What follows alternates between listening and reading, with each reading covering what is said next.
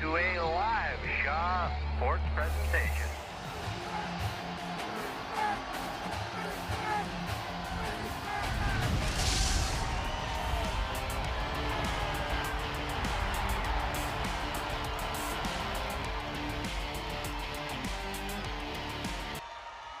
Picturesque but brisk afternoon on Vancouver Island. These two teams, the Vancouver Island Mariners and the Douglas College team, battle it out for a chance to play another day. One team, 90 minutes, perhaps a little more from having their season done for another year. Good afternoon, everybody. Welcome to Kinnistuck Stadium here in Nanaimo. My name is Alex Ronsley. Pleasure to bring you PACWEST semi-final soccer action here on a picturesque, beautiful Saturday afternoon. These two teams, your second and third seeds, heading into this weekend's tournament with interesting records. The Vancouver Island Mariners, by their own admission, may be underachieving a little bit this year after such a successful last year where they were PACWEST champions and bronze medalists at the CCAA Nationals. 3, 5, and 4, their record for 13 points. Third place in PACWEST through the regular season. Douglas, meanwhile, finished second, 5 wins, 3 losses, and 4 ties. These two teams, though, head-to-head, very similar. You see it on screen there. Splitting wins each to start the season, September 10th, and then National Day for Truth and Reconciliation, the first leg of a doubleheader here in Nanaimo, and then a couple of ties, 1-1 each, to round out the 4-game season series. These two teams so close in many ways, but different storylines getting to this contest, and some key players to really talk about as we move through the game today. Before our contest here this afternoon, and again, winner advances to tomorrow afternoon final, provincial final against Capilano. We will do an on-field presentation recognizing some award winners from both sides, picking up some PACWEST All-Star nominations, a Rookie of the Year, a Co-Rookie of the Year nomination, as well as a Player of the Year award as well. These two teams, interesting ways to get here, as we said. The Vancouver Island Mariners may be feeling that they have underachieved a little bit this season, and a lot of that due to just such an enormous amount of turnover that happened, and some really key players that came out of the lineup due to graduation from last season. By Bobby Taylor, the coach of the VIU Mariners' own admission, they've been poor to start weekends. A lot of those games where they've given up leads, or a lot of those games where they've haven't been in a contest, have come on a Saturday, the first leg of a doubleheader on a weekend. They've been much better on that second leg. The key to today is there is no second leg unless you get the job done here this afternoon. Bobby Taylor, though, saying earlier this week she believes her team is resilient and adaptable as a result of those struggles that they have gone through. For Douglas, it's been a renewal of sorts. They finished 4th place in PACWEST last season, up to 2nd here this year with that record of 5, 3, and 4. And that season series split against VIU effectively right down the middle. The songs, and we'll talk a little bit about this as the game goes on, but both teams kind of choosing songs, anthems for these games. We'll talk about that, but Douglas's choice, very apt as we head into action here today. Let's go down to field level, and we'll join the voice of the VIU Mariners, Matt Carter, for pregame festivities. U8 and 9 girls.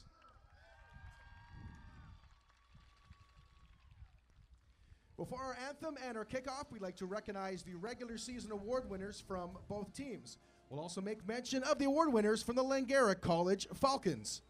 Congratulations to the Falcons All-Stars Alex Paul and Kaylee Bobian. And now to recognize the All-Stars from the VIU Mariners. Presenting the awards will be Danielle Hyde, VIU Director of Athletics and Recreation. From VIU All-Star, Hannah Rose.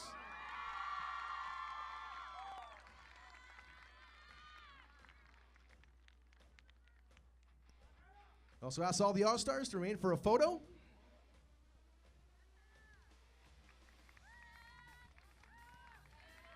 PACWEST Co-Rookie of the Year, Jamie Hartwich.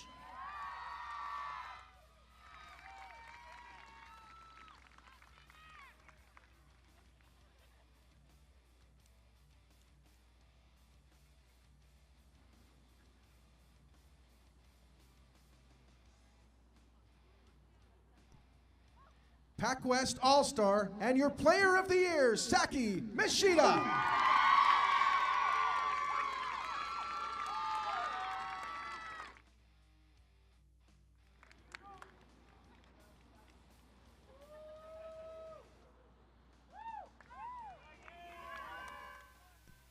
And your PACWEST Coach of the Year, Bobby Taylor.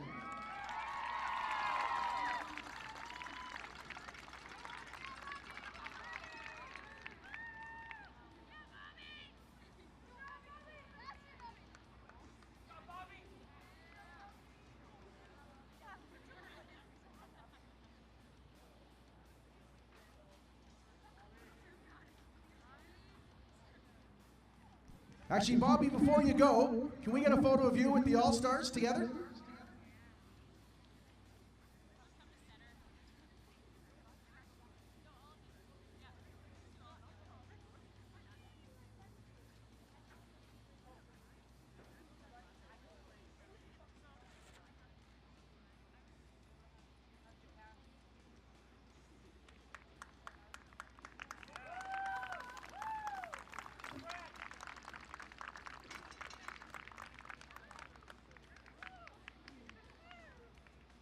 Congratulations to the VIU All-Stars.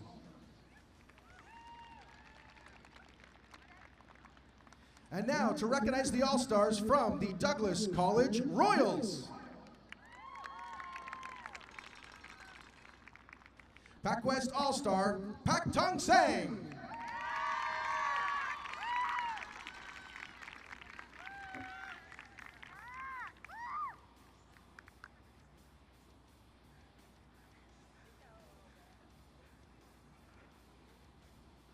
PACWEST All-Star, Isabel Dobbin.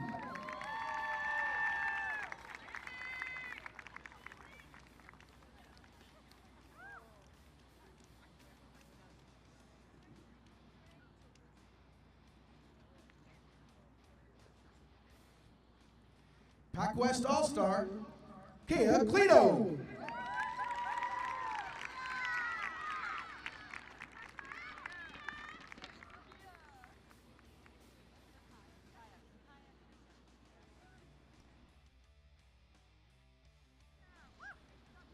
Congratulations, Kaya. We got a picture of our All-Stars together. We have one more award as well.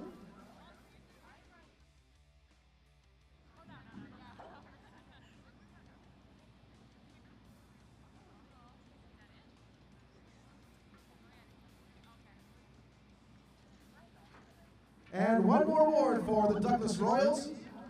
Your co-Rookie of the Year, Anna Kleber-Valdez.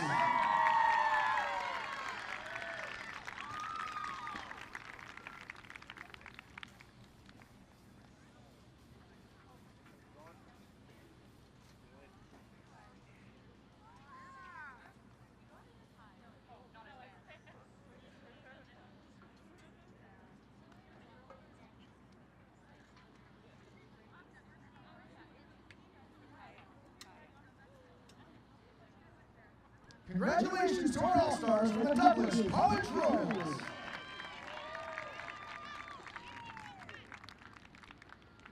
All right, at this time, fans, we'd like you to please rise if you are able and remove your headgear. Join with Sophia Schelling in the singing of our national anthem, Oh Canada.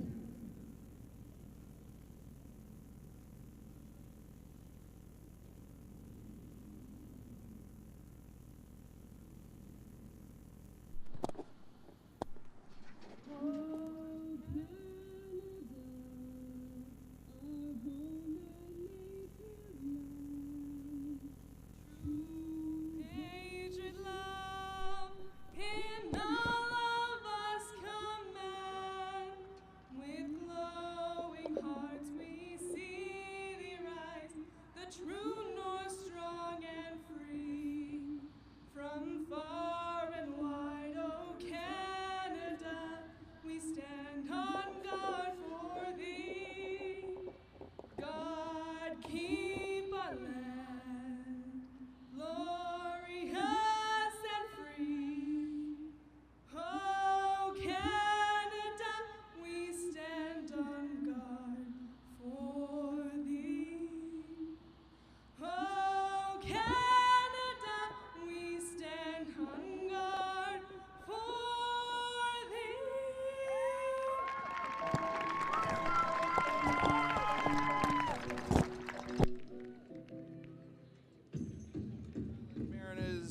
Douglas College.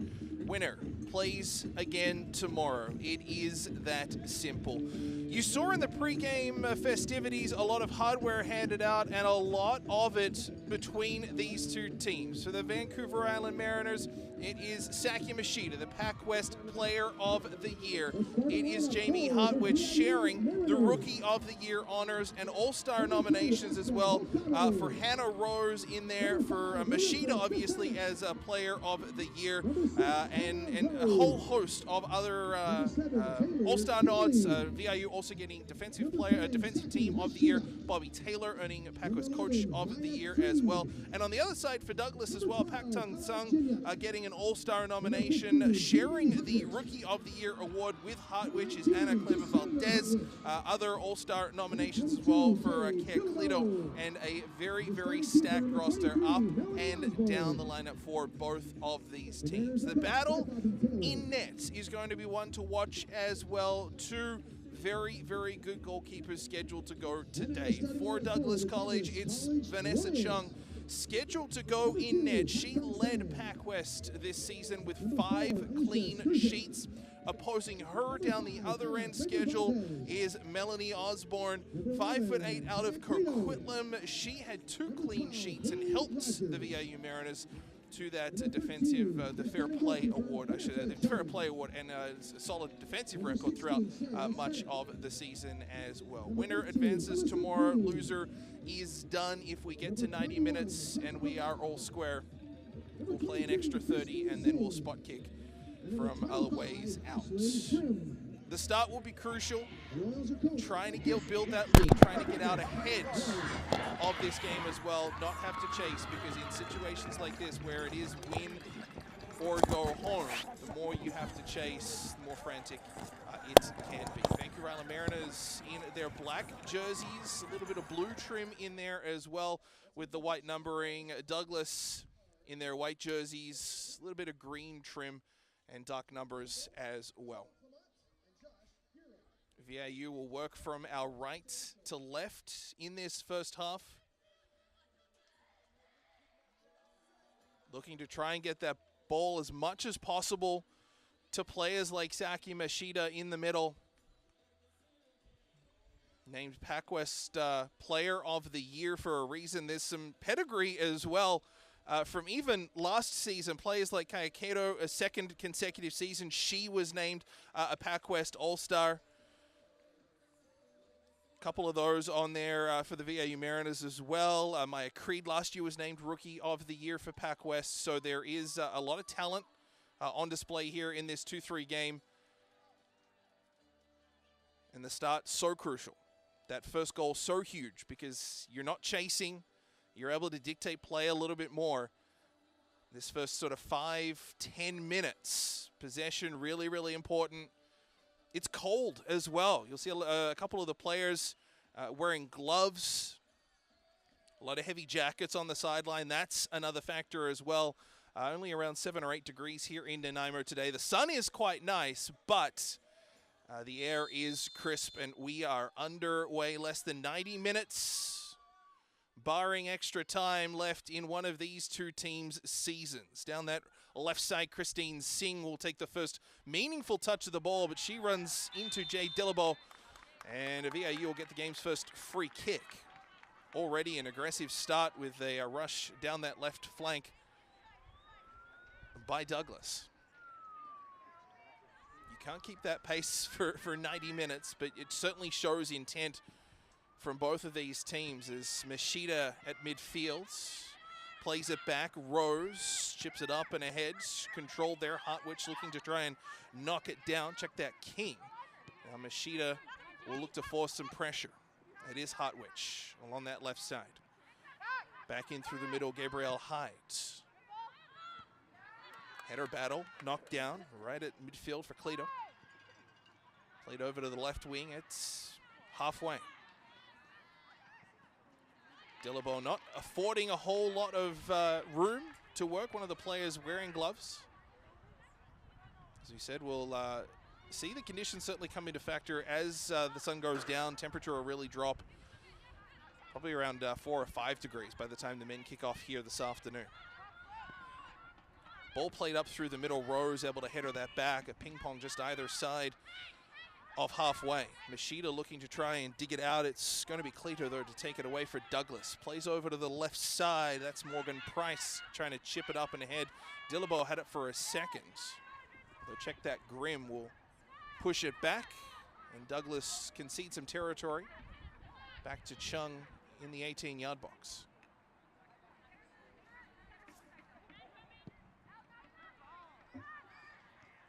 Play down the left side for Douglas. Headed away there by the Mariners, trying to pick it up. Not a whole ton of clean possession yet. Most of it, though, has been with Douglas, and a nice through ball down this left side. Douglas, first scoring chance, and it's a foot save by Osborne. Came out aggressive to the 6-yard box, squared up, and able to kick that one in for a corner. Beautiful through ball here, and a great scoring opportunity again early for Douglas. The right-footed shot denied by the right foot of Osborne, and our first corner kick of the game.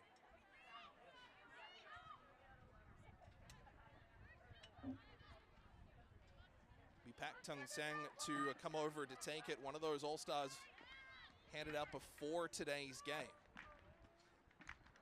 Tung Sang, the right foot, delivers to the corner near post, and no chances taken by Jay Dillabo, and we will reset. Here's another look at that save by Melanie Osborne. The through ball there from number 16, Sarah Svitek, and a great stop by Osborne on the chance. Clara Valdez, the one to get the shot away.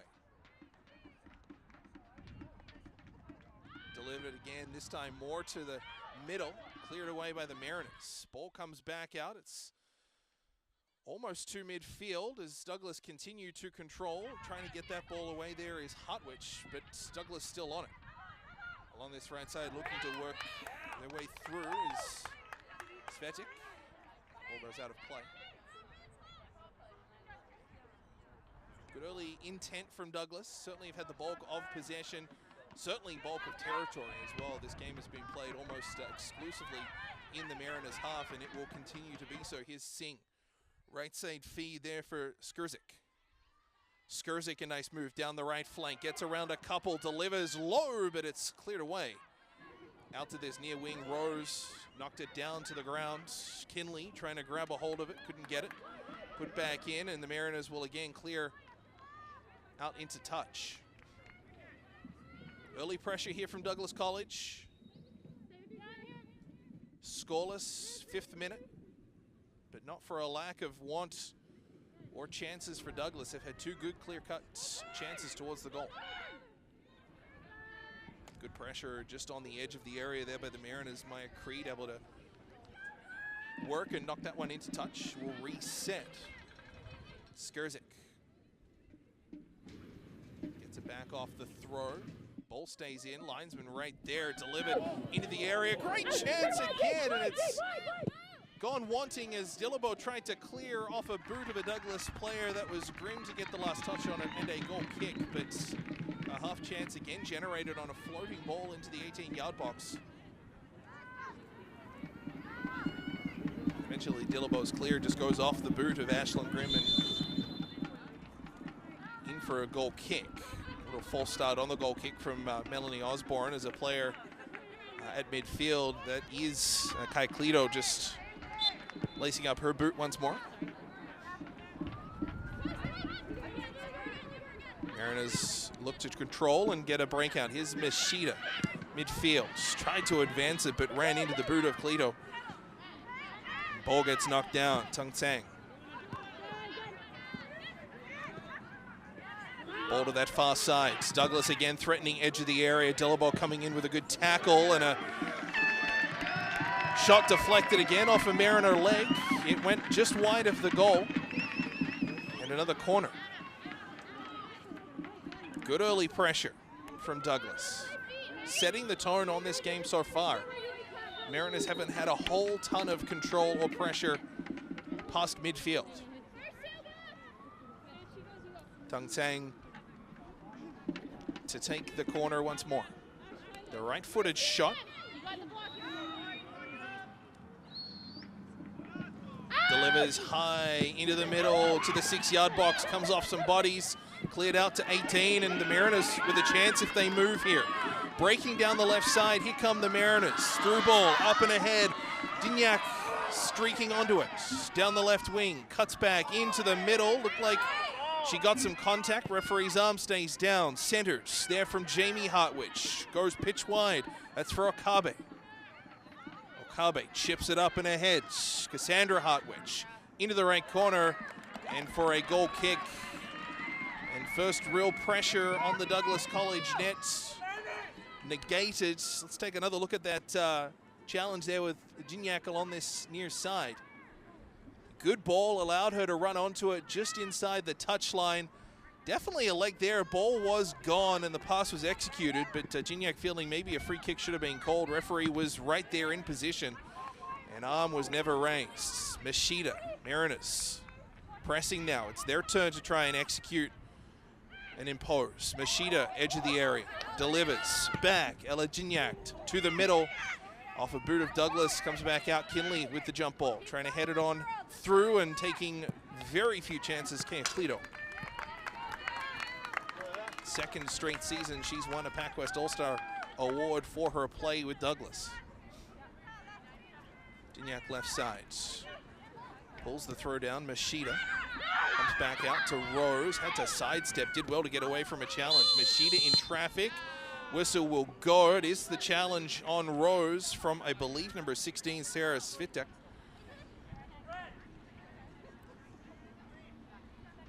Take another look at it. Rose was in traffic, had to be quick. Got around one, and then it was the just a stray boot.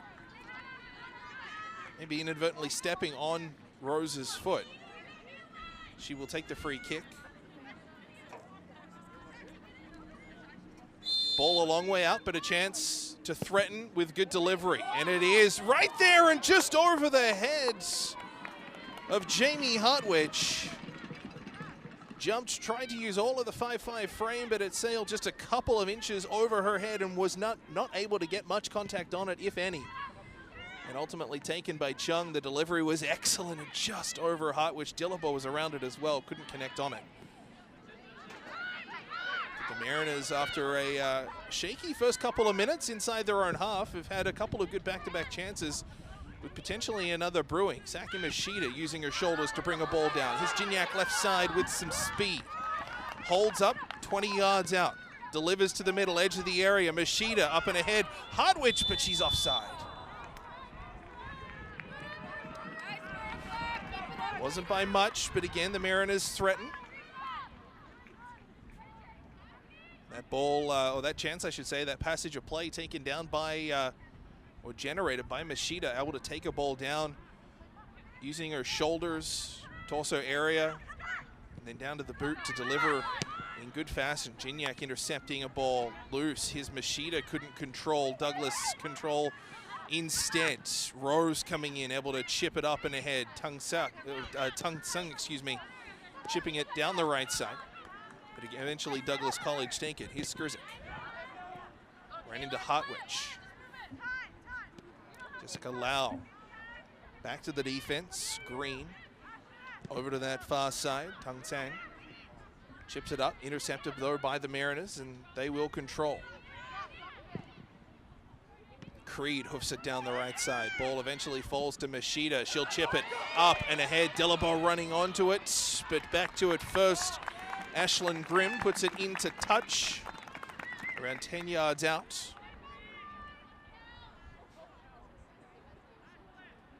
Jay Dillabo, a versatile player, played League One football in the summer with Harborside. I've seen her play in a defensive role, looks to be more sort of attacking midfield. This game with the Mariners, plays left, plays right. I've seen her in a bunch of different roles and positions. Just one of those workhorse players who's already beginning to make her mark on this afternoon's contest. One of the first touches of the ball, really, of the game for the Mariners, if not the first touch. Here's Dillabo once more, and a foul earned. Had a couple of Douglas players just trying to climb over the top of her as she took possession of that ball. The interception from the free kick or the goal kick, I should say. Just a little bit of contact down that right side, and another opportunity again for Rose to try and deliver a threatening ball into the area. Machida is around it. Creed up. Gignac around it as well. Hartwich is there. Dillabo in the area. Rose delivers. 15 yards out, headed towards the goal and just wide. Taylor Kinley got good contact on it. And didn't miss by a whole lot. Delivery inch perfect from Hannah Rose. Floats it up. Kinley all alone and just off that kind of back left quadrant of the head. Wasn't able to quite direct it towards the goal as much as she might have wanted. Was trying to tuck it to the left post, the near post. Just overshot a little bit, missed wide, but a really good opportunity on goal. And it's been VIU's last pass, say, let's say 5 or 6 minutes after withstanding an excellent start from Douglas early. Cleater plays it up to midfield. Good poke at it there from Stefanik, her first real touch of the ball this afternoon. She's such a key part of this Mariner defense. Good pass from Machida. Down left side, here's Gignac outside the area, looking to cross, does, gets it, hits some bodies. A couple of people on this near side thought there might have been some contact with hands, but referee again in good position and able to just say there wasn't anything there. Ball put into touch, but the cross from Gignac, again threatening, but 2 Douglas College players back for it.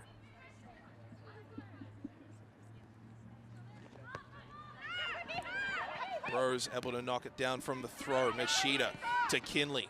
Crosses over to the far side. Asuka Okabe for Hartwich. Delivers back into the middle. Kinley was threatening, but Douglas there first, and it's eventually chipped towards the goal, I think off the boot of Okabe. And taken by the goalkeeper in the lime green, Vanessa Chung. We said in the start of today's game, led PACWEST 5 clean sheets all year. She has been outstanding. Kinley. Back to Creed, over to the far side. That's for Cassandra Hartwich. She'll play it down. A little bit of communication there between Chung and Haley Rogers back for it. To the near side, Skirzik. Challenged, lost it, throw in VIU. Gignac will come in to take it.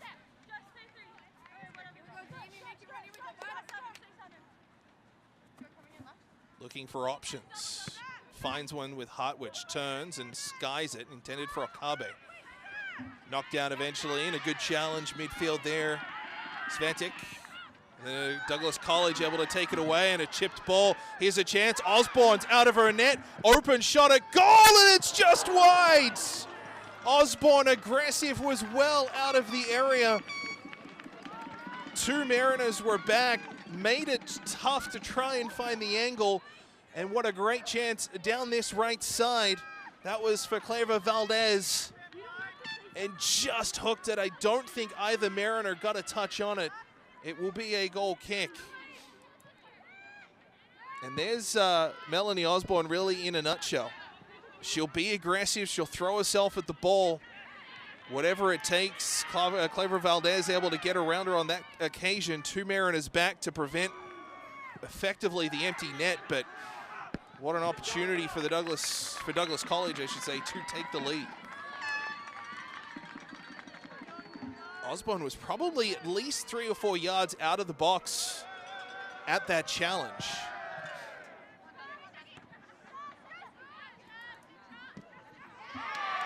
Great tackle by Rose at midfield. She's been very good here this afternoon.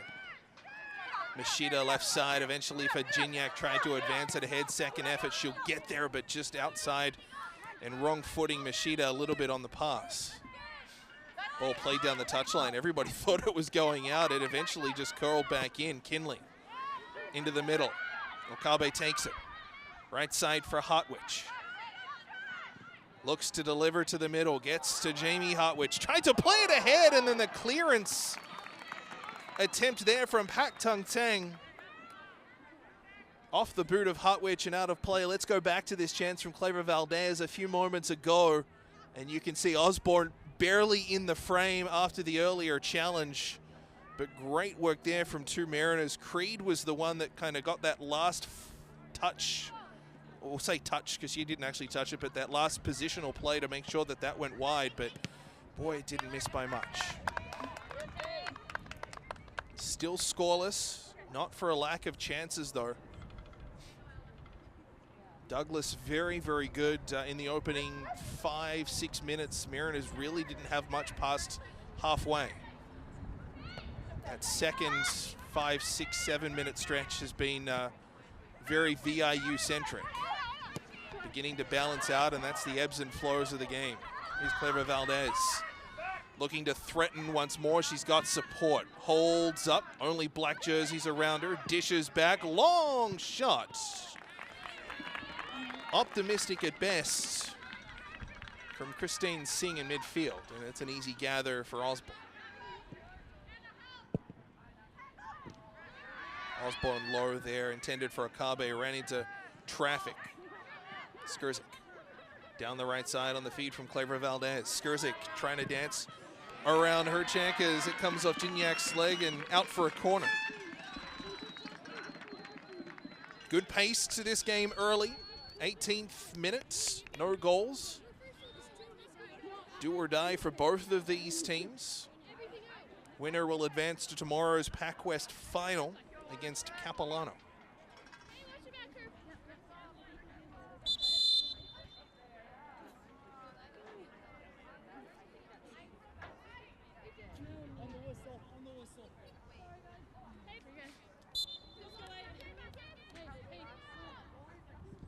Corner delivered low to the edge of the 18-yard box. Trying to create some chances. The Mariners able to snuff that out, and they'll go for a break down the left side. Dillabo crossing it over with speed. Here's Jamie Hartwich down the right side now.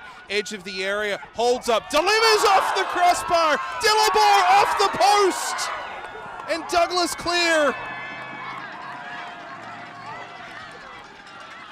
Two pieces of woodwork hit in a matter of seconds, and there are two players down behind the passage of play, and the referee will blow play dead, and it's a Douglas player down. After Dillabo hit the post, those two collided trying to find the ball, and some incidental contact between Dillabo and the Douglas player. Here's Hartwich down the right side. This is opportunity number one. Bang, crossbar. Ball comes back out. Dillabo off the shin pads, couldn't get there. And then in an attempt to clear, Dillabo comes over the top of a Douglas player. And that Douglas player stayed down for a couple of moments. They appear to be okay, although they will head off. Well, pardon me, that is... no, not heading off, pardon me. Let's just take another look at that. Jessica Lau looks okay. Here's Hartwich once more. Crossbar. Ball popped up. Chung had to find it, and then it was the second chance to Dillabo, which hit the post. Great opportunities, but we remain scoreless. Good to see no injury coming from that passage of play. Douglas still at 11. It was Dillabo to try and initially get the attention off the referee to blow play dead.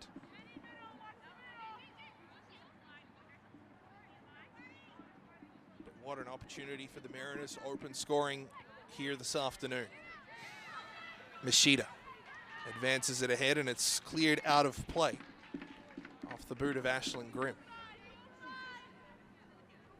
Talked about it pre-game. First goal start. Huge. Set the tone. The less you chase, more control of the game that you have. Okabe delivers to the middle. Kinley skies a one-time effort. Interesting to note, Saki Machida coming into action here this afternoon with a pretty heavily taped left thigh quad area, quadricep thigh area. She ripped that tape off just before the last corner taken by Douglas. It's just, it might be just me looking a little too much into it, but he is limping a fraction around on that left side. Is just kind of not in that even stride that you would expect, and is not putting a ton of pressure on that left side unless she absolutely has to. So that'll be something to watch as we move through today. Obviously, PACWEST Player of the Year, such a huge part of this Mariner offense and team in general. Ball played back to Osborne off a boot of a Mariner. She'll take no chance and put it out for a throw. Just an awkward one for Osborne to have to deal with, as it was a pass back frantically made. Bouncing ball as well, so Osborne not taking any risk. So we'll just watch Machida as the game rolls on. Obviously the strapping on the leg bothering her. Currently it is sitting underneath the goalposts in behind Melanie Osborne. Stefanik. As Gignac left side will use her now. Machida, midfield. In traffic, knocked away there by Douglas. It'll go out for a throw. Douglas thought that they should have had the throw for themselves, but the referee pointing it back the other way.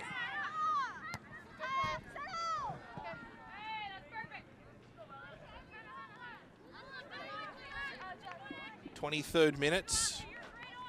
Score says 0-0, but we've had a considerable volume of chances. That highlight pack at halftime will look pretty nice. Kinley. Knocked down for Gignac, but taken away by Douglas. Skurzik.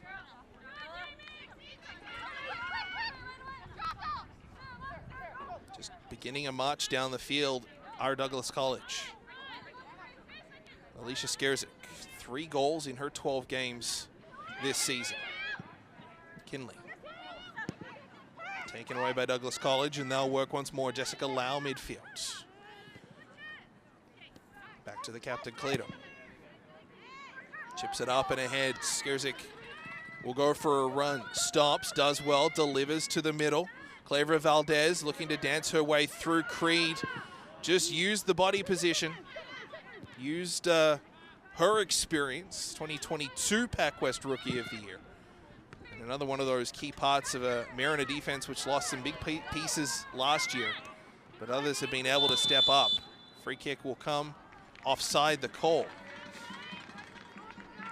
So a high-level offside just into the Douglas half. Dillabo and Hartwich just looking to get that little bit of an extra edge.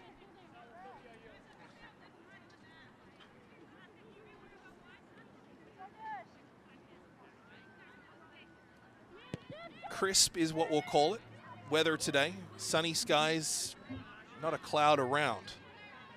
But that air is pretty chilly. You can see it when we get down towards the Douglas 18-yard box. The hot air exhaust from a pool facility next door here in Nanaimo. Not a lot of wind to speak of, which will help as well. Douglas College looking to Sandra Stefanik, able to get a one-touch clear on it to around 30 yards out. Machida hoofs it into attacking territory. Hartwich chasing after it, but no mistake from Alyssa Green.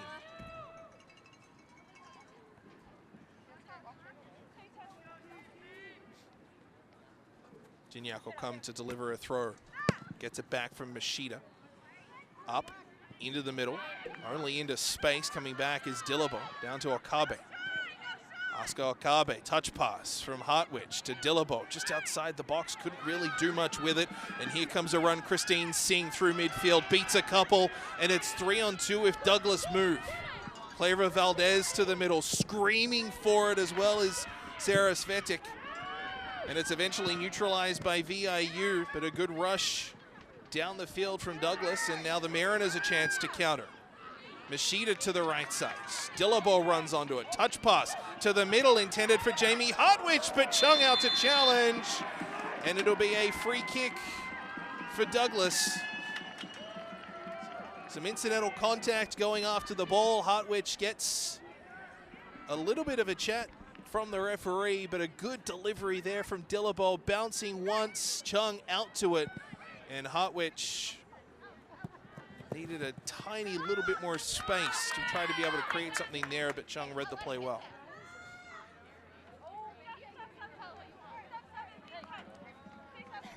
Gignac left side on the throw. Jamie Hartwich looking to work her way to the middle. On the pass now, Oscar Okabe. Over to Cassandra Hartwich. Chips it up to the middle. Only white jerseys there. As Singh chips it to the outside. Mariners will regather. Here's Gignac. Up and ahead. Jamie Hartwich. Shoulder to shoulder. Good challenge. It'll roll for a goal kick. Good initial work there by Alyssa Green and allowing it just to trickle out after it came off the boot of Hartwich.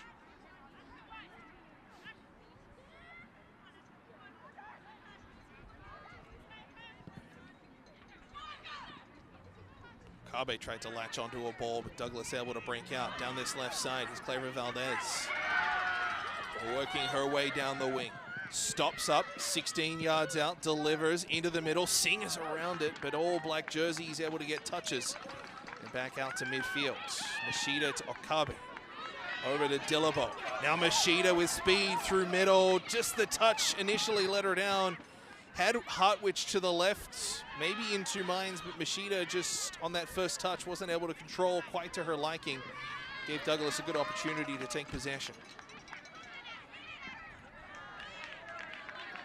Talked in the pregame a little bit, mentioned it very briefly about the songs, about the anthems, about these two teams' paths to a PACWEST semi-final. I hadn't noticed it at VIU games so far this season, but both Douglas initially, they went first, and VIU followed, belted out renditions of a song. And I can only assume that it's an anthem for their PACWEST and ambitions nationally as well through the CCAA. Douglas College belted out a pretty good rendition of Miley Cyrus's The Climb. I say that's appropriate. They finished 4th in PACWEST last year, climbing to 2nd this year. Their anthem for PACWEST Provincials and potentially beyond. The Mariners a few moments later from their dressing room at the other end of the complex here in Nanaimo, choosing Don't Stop Believing by Journey, which again may be their ambitions as well. Don't stop believing and try to take those extra couple of steps forward from a bronze medal finish in Nationals last year.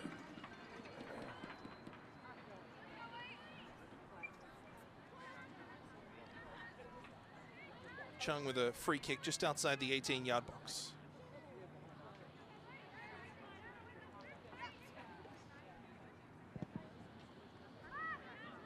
Delivered high into the left wing of midfield, but Okabe back to it first and chipped out for a throw-in right at center.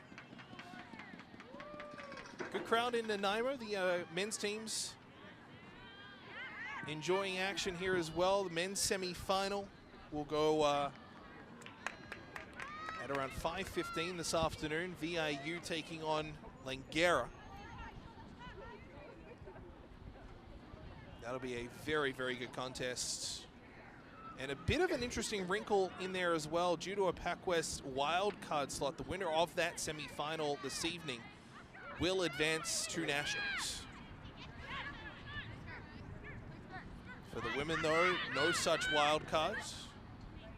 And it'll be the winner of this taking on Capilano for a spot at Nationals tomorrow.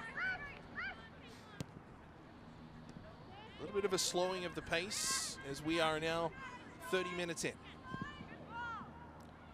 Tang Tsang plays it down the left side. Clara Valdez, always threatening. Delivers it back, but a good interception by the Mariners. I believe that's Okabe on that far side. Clara Valdez once more.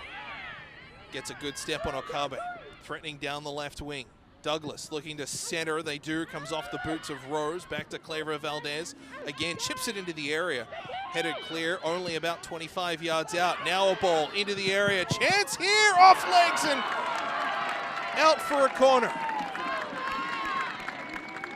Hardly textbook, but you can't deny the results. And a great opportunity initially on the chance from Sarah Svitek. Little bit choppy through midfield. The pass almost undercut, but found Svitek.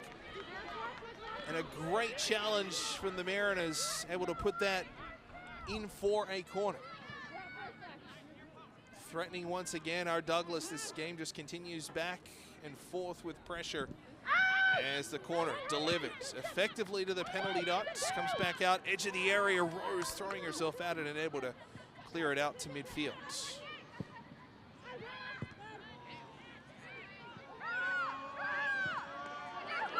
Mariners here down the left side. Here's Dillabo with a chance. She's got support, but the ball just wouldn't cooperate.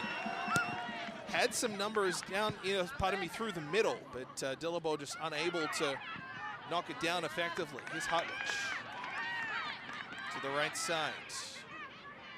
Looking in towards the middle. She's got Dillabo waiting. Machida around it as well, and the pass maybe intended for Kinley cutting through the middle. Rolls harmlessly to the goalkeeper.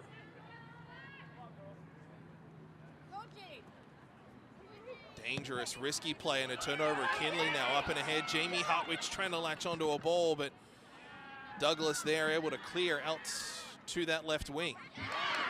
Another steal by the Mariners. You get the sense something building. Here's Hartwich just inside the area. To the middle, intended for Kinley, cleared away. Back out to Cassandra Hartwich. In the middle for Machida. Machida chipping it ahead, intended for Kinley. Knocked down and cleared back to Rose. She's been very, very good this afternoon. Here's Kinley. Ball played into the area. Chung will dive on top of it and holds.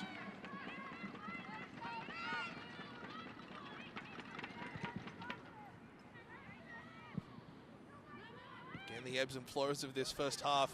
And it's been in very, very defined chunks. Douglas had their chance. VIU came back with their chance.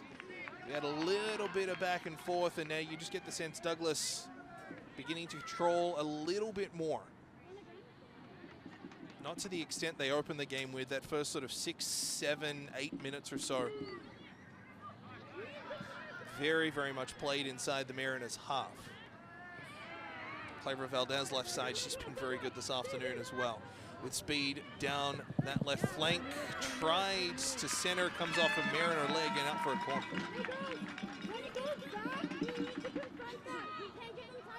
This is where that resilience, that adaptability that Bobby Taylor had mentioned earlier this week, the resiliency that this team has gone through, is where it kind of begins to come in to be a factor. Pak Tung Tung delivers with the right boot and never really got itself into play as the ball out for a goal kick. Just kind of hooked it a little bit on the delivery there from Tung Tang.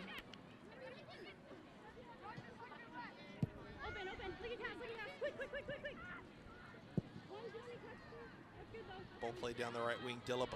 Talked earlier about how she's played just about everywhere. That last sort of passage of play with the pressure, she was more on this left side, now firmly back on that right wing. Here she is, Dillabo. Ahead for Machida, who had just stopped her run for a couple of moments. Trying to get that momentum going. Ball put into touch. 0-0. 35th minute just coming to an end.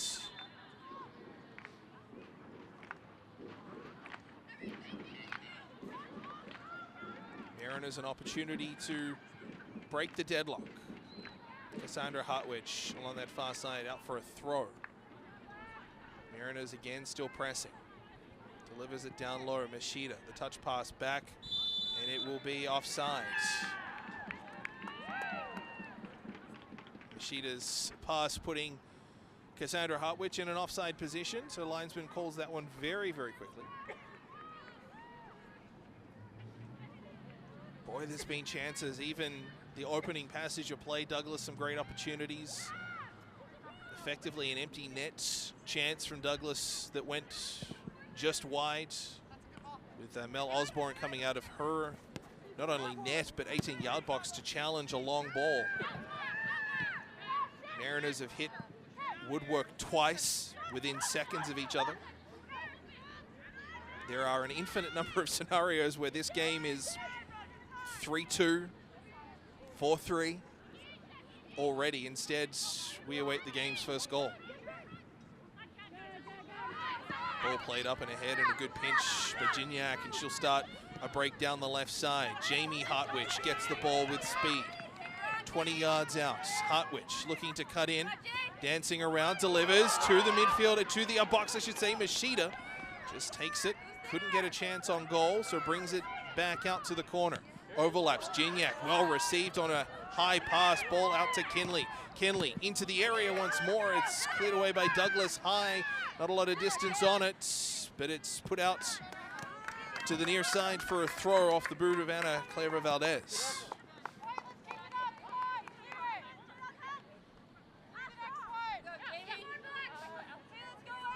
Gignac throws down the line for Hartwich. Able to knock it down. Cross to the middle, intended for Dillabo. It's out to center. Kinley ahead for Okabe. Ball was just out of her reach, taken there by Morgan Price.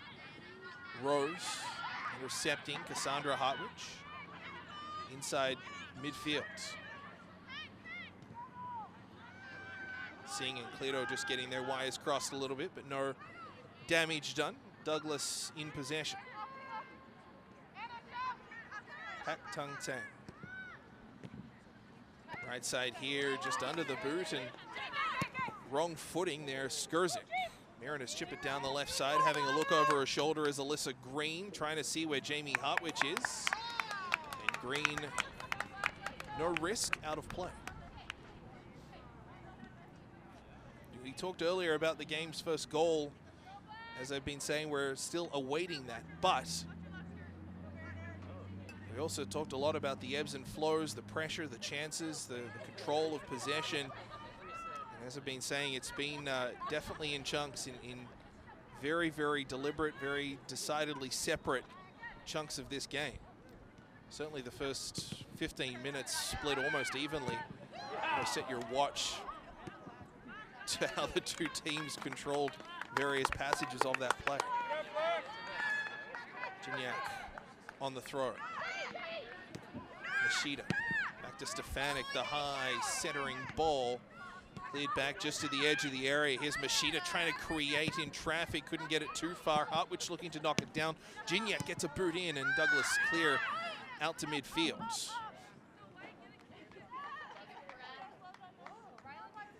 Larissa Stefanik to just watch that go into touch. Gignac to take the throw.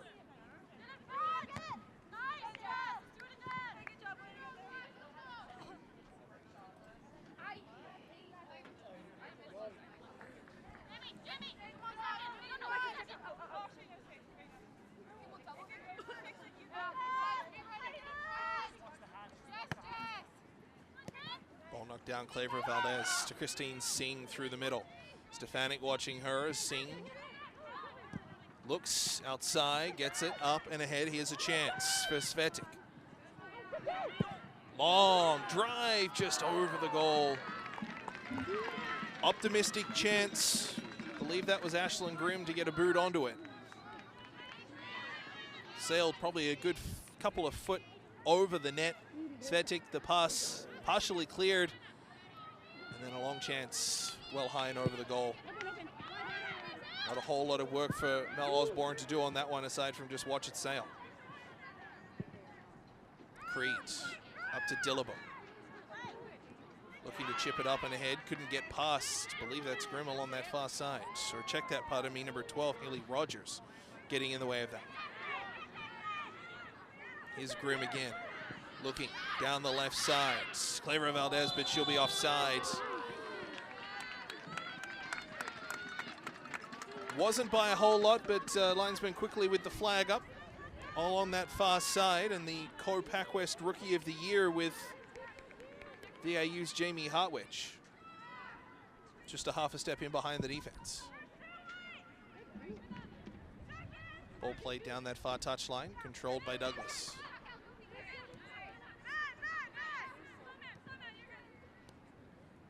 Alyssa Green chips it up, but right to the header of Ella Gignac, and now down for Machida. Machida in traffic.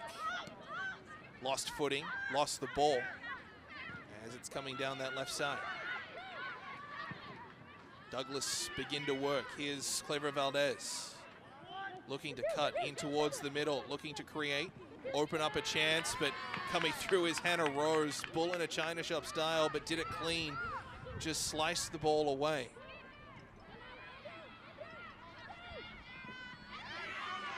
And similarly done on a second effort, this time Cassandra Hartwich on the receiving end. It'll go for a VIU throw, however. Good opportunity there from Svatic. Rose has been very, very good this afternoon. She's just, every time she's been in and around the ball, the bright orange boots, she's hard to miss. But she's played very, very good so far this afternoon. Nothing has gotten by her. Maya Creed just letting a ball roll. Mariners wanted a free kick, but instead it'll go out for a corner. Good challenge by Clara Valdez. Forced, hard to call it a mistake, but just a little bit of a bad bounce there from Creed as those two got tied up and then eventually just came off Creed and out for a corner. We lose the ball and our reactions just happen. It is interesting to note the formation on the corner. Every single time this afternoon, it's been Pak Tun Sang to come and take the corner, particularly on that far side. And then Ana Clara Valdez is effectively the last player back. In fact, is the last player back, aside from Vanessa Chubb. Ball delivered in just off the glove of Osborne to parry it away. Not quite sure on the angle, but Osborne needing to interject. Good opportunity there from the corner and still awaiting our game's first goal, but it has been hardly your boring, eventless, or uneventful, I should say, opening first 43 minutes or so. Here's the touch from Osborne, delivered to the corner just with the right mitt, parrying that one away. Stefanik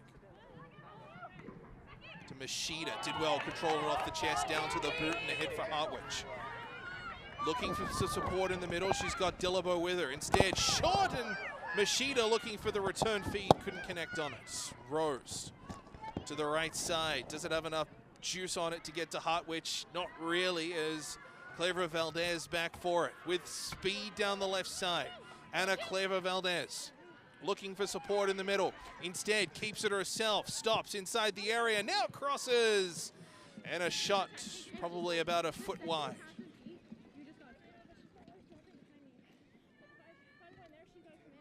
Good run down that left side by Ana Clara Valdez. Take another look at it.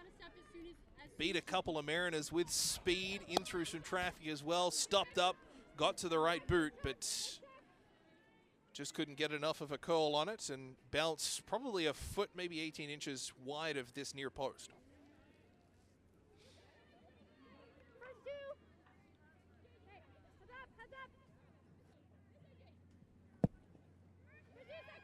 Osborne, the goal kick.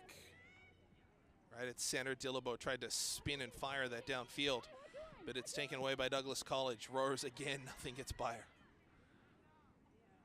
Ball falls for Cleto. Back to Pak Tung Tsang, excuse me. Creed able to knock that one down. Rose gave the ball away. The pass intended for Cassandra Hartwich. Douglas have it. Christine Singh, 1 minute extra coming on, and yeah, we haven't really had a whole ton of long stoppages or stoppages period, nor goals to speak of, but boy, we've been entertained through 45 minutes. Nice pinch up and a steal there from Green, able to take a chance away from Jamie Hartwich along this near side. Tung Tsang taken here, and a chance late in this first half for Douglas. Clara Valdez, shoulder to shoulder. Creed initially used the body, created some separation, and boots that one out of play. Clara Valdez delivered, cross to the middle. Stefanik hasn't had to touch the ball, or hasn't touched the ball a whole lot this afternoon, but she's been inch perfect every single time. Clara Valdez left side. Good battle right along there as Cassandra Hartwich wins it. It'll go out for a throw, but she was 1-on-2 for a little bit and was able to get Douglas to knock that out of play. The referee's seen enough. 45 minutes in the books. We are no closer to learning who will advance to tomorrow's provincial final. But boy, we could have been. So many possibilities, great chances both sides, but it's the VIU Mariners 0, the Douglas College Royals 0. And these two teams now 45 minutes away from having their, or at least one of their seasons end here this afternoon. What a chance both ways. Douglas controlled early, VIU came back, threatened, and excellent opportunities both ways. We'll take a short timeout. We'll come back. Second half action. PACWEST Provincials in Nanaimo.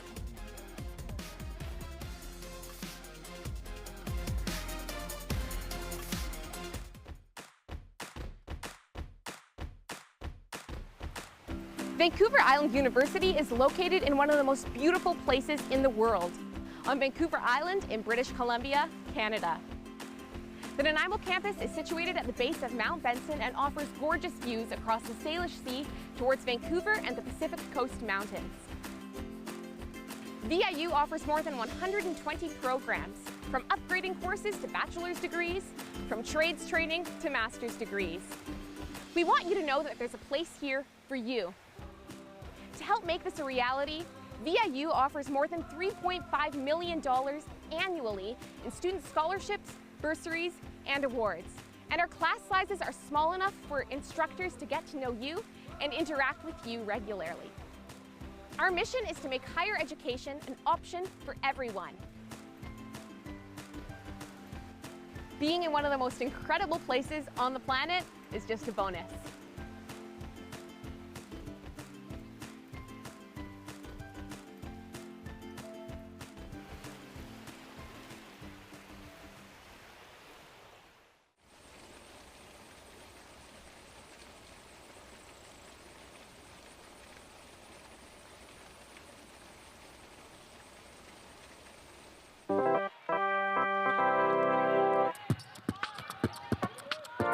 I don't want to be the main focus of entertainment for the crowd. It's the game. That should be the focal point.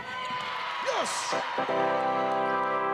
Class and hoop, Harriet McKenzie! But if I can create a mood, environment, a vibe that means this crowd has a great time and the athletes love being a part of it. Oh my! Soriota magic! Even like the opposing teams, I want them to hate playing the VIU teams, but I want them to love playing in the VIU gym. Then I've done my job. Oh my! Welcome back, AK! So I'm also a radio programmer with the local campus community station, CHOI 101.7. And usually at the start of every university school year, the station would send a bunch of DJs up to sort of mix an hour or two of music for the welcome week at Vancouver Island University here. So I was doing my set, playing lots of Golden Age hip hop, and this guy came up and he says, "Hey, my name's Mike Steffen. I work with the VIU Mariners. I'm the game day guy. I love the music you're playing. Have you ever thought of announcing sports?" Now, I am a horrible athlete, but I love sports. So I thought, wow, maybe this actually is a chance to give back to my alma mater. I graduated from VIU. So, okay, all right, so let's get involved with game days and let's bring some music and maybe give announcing a try.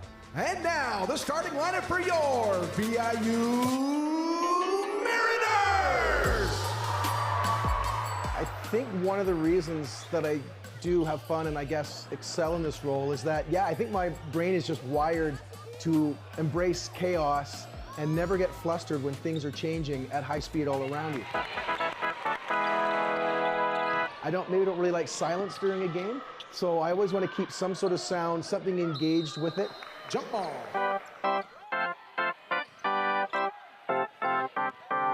You have to be ready at any moment to switch from the keyboard to a sound effect. VIU Mariners basketball. To add all those different elements to create a really well-formed game production and a wonderful sonic space. The gym is your canvas. How do you want to paint it? How do you want things to feel? What do you want people to take out of it? And it's a challenge I love taking on and love performing. These nets, get 'em!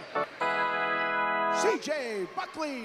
I think it helps to be a sports fan, not just from sort of knowing the game, the rules, because you can react faster to what a referee does, what a play does.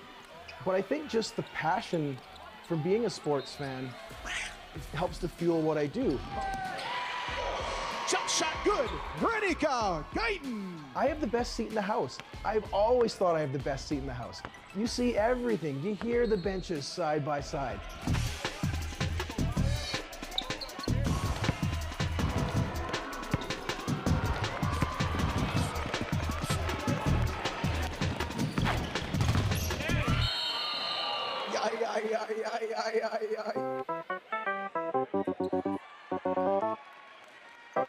I think over the years that I've done PA announcing, I mean, I think now I certainly don't take it for granted, but I think there's just more and more accepting that what I do might be a little bit weird.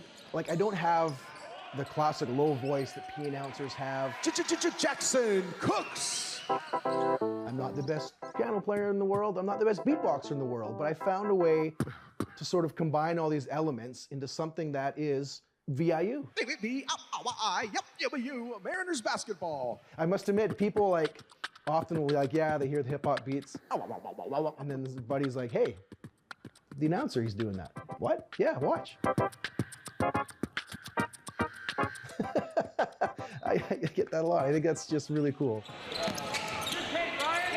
Smooth Ryan Bastion. It's funny to think about ever taking this role to another gym. Trouble violation, Mariners basketball. Because this gym is kind of home. The acoustics work great for the beatboxing. It's nice and loud.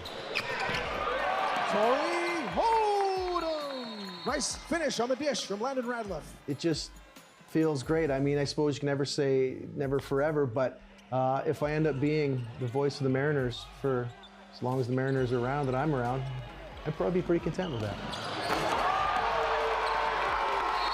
D's Nets, got him, Akoy, you want? I remember when I first got started, I talked to legendary play-by-play man Dan Marshall. Making moves, spinning, McCoverin alone, scores! And he said, it doesn't matter the size of your shoes as long as you're using the sole. And that's something that's always sat with me.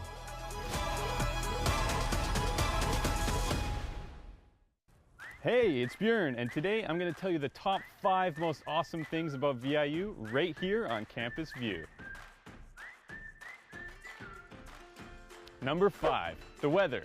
Sorry, rest of Canada, but Vancouver Island has the best year-round weather in the entire country. Sure, it rains, but having the mildest climate in all of Canada means that you can enjoy the outdoors even in the dead of winter without the risk of frostbite. Number 4, campus life. Here at VIU, there are fun events happening almost every day on campus, even on rainy days like today. From hikes, live music, intramural sports, free movies, and so much more, you're bound to find something you enjoy. You can also join one of the many student clubs which cover almost every interest imaginable. Is there an art club? Yes. Owl gaming clubs. Yes. Nursing clubs? Yes. Ooh, what about? Yes. Number 3, working on campus. There's plenty of job opportunities here at VIU, including student work ops like I do here on Campus View. Or you can get another job. Bjorn, you're 20 minutes late. I'm doing a thing. Number 2, small classroom sizes. Having small classes at VIU means you can develop stronger relationships with your peers and your professors. That's my favorite student. Hey, Robin. Cut. There you go. And the number 1 most awesome reason to go to VIU, the location.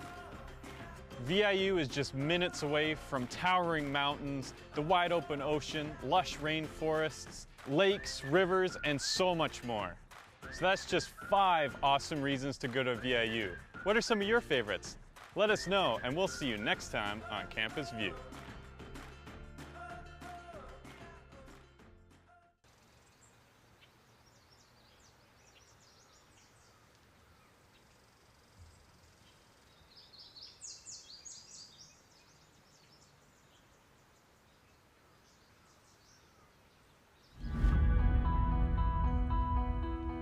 I moved to Nanaimo during the year of 2012. Then I was hearing lots about the Nanaimo Clippers. And knowing that they're a very good junior A hockey team here in town, I went to my first hockey game here in Nanaimo and thought it was, wow, it was amazing. Like, these guys actually have good skills in hockey. Because they give us dedication to putting on such good sports for us, I felt, how could I do this? I would love to be able to give my dedication back to them as being a true big fan of theirs. And I thought of this. Let's be a super fan. Let's create this whole thing and see where it goes. Let's go, Clippers! The sports I love to watch here in Nanaimo are the Nanaimo Night Owls, Nanaimo Timberman lacrosse team, Nanaimo Buccaneers Junior B team, our awesome VIU Mariners hockey team, and of course, the Nanaimo Clippers hockey team. Let's go, Clippers! Honestly, I don't even have a favorite. Damn, boys! But I will say, if there had to have been a favorite, I have to go with hockey because it's what desires in my heart. That's a good pickup! The great clean passes they give, you know, the communication they're giving and all that. Okay, going deep, going deep. And the fact that they have such good momentum when they're on the ice, and just the fact when they score it. Yeah! So great to see them celebrate that they've put so much hard work into that one play, you know? Nice work, that was great. How many times do you see exactly a fan get up and dance and also be the big leader of saying, let's go Clippers, let's go Bucks, let's go Mariners, let's go Clippers! Someone had to take that spot, and I thought, you know what? I love giving that positive energy. Let me be the one to steer part of the ship while it is sailing. This is your time, this is your moment. Let's get it on! There, here's a chance for Hewitt, a shot, scored! Jake Hewitt! I first noticed Sash when I wasn't playing the one game. I was injured, and I saw this guy behind the bench. I was like, who is this guy? When I got back in the lineup and started playing, that's when you could really feel his energy every time he'd come out. I always tap on the glass right before I come out, and he gets all the boys fired up. It's time! You know it! That's what it's about, you know, showing that you love what they're doing, and hopefully they can admire what you're doing for them. Nice work, boys. Way to hustle that. He's like our seventh man. Like, when you look back there, Let's go, boys, let's go. It's our time. the whole outfit he wears, banging on the glass, everything that he brings to the table is 100% every night. Here we go, baby. It's about, you know what, let's give him the vocal, let's give him the best there's ever been. Let's go, boys. And you see him fired up, I mean, Let's go, Clippers! I'd be intimidated if I was the other team. Let's go, boys, let's go. I mean, I wouldn't want to go into a building with a wrestling guy behind the bench. Let the game begin! The reason why I do that is because I love to imitate my favorite wrestlers. Let's go, boys, let's go, let's go. One of them, his name is AJ Styles. He wears this exact hoodie, you know, gloves, all that stuff, pants, because that's how a wrestler would enter. Back up on your defense. Nice hit, good clean hit, way to keep him off. Hey, Alex! Okay. Win or lose, that's not what it's about. Boys, it's okay. You remember, things come within a progress. It's all right, we're still ahead, we're fine. It doesn't happen right away, but just believe me, progress is a big stepping stone, whether it's sports, whether it's work. Let's go, Clippers! That's what I feel as a super fan. You hear that, champ? We're gonna do it tonight. Progress into knowing I believe these guys have what it takes, you know? I'm always there to pick them up when I feel they've fallen down. That's what it means to be a supporter. Try, buddy, good try. You know what, that was a good shot, you almost had it. This is how I plan to stay because that's what it means to support and have the same colors as the boys. That's it, boy, there we go. That's what I love to see. That's why I love to do what I do for these fans. Even if they don't quite pay attention, they know for sure I'm doing this out of heart and out of love. That's it, oh, there you go. Okay, push it up now. Oh, yeah! My name is Sash Barber, and I am the Nanaimo super fan. Being a super fan, you want to also set the good example to like the youngsters to know, yes, I know there's a bit of cussing in the game, but for me, I don't like to do that because I want to set the good example of what it means to be a clean super fan, knowing, okay, yes, there was a bad call, but you know what, just let it slide, it will get better, it's just a game.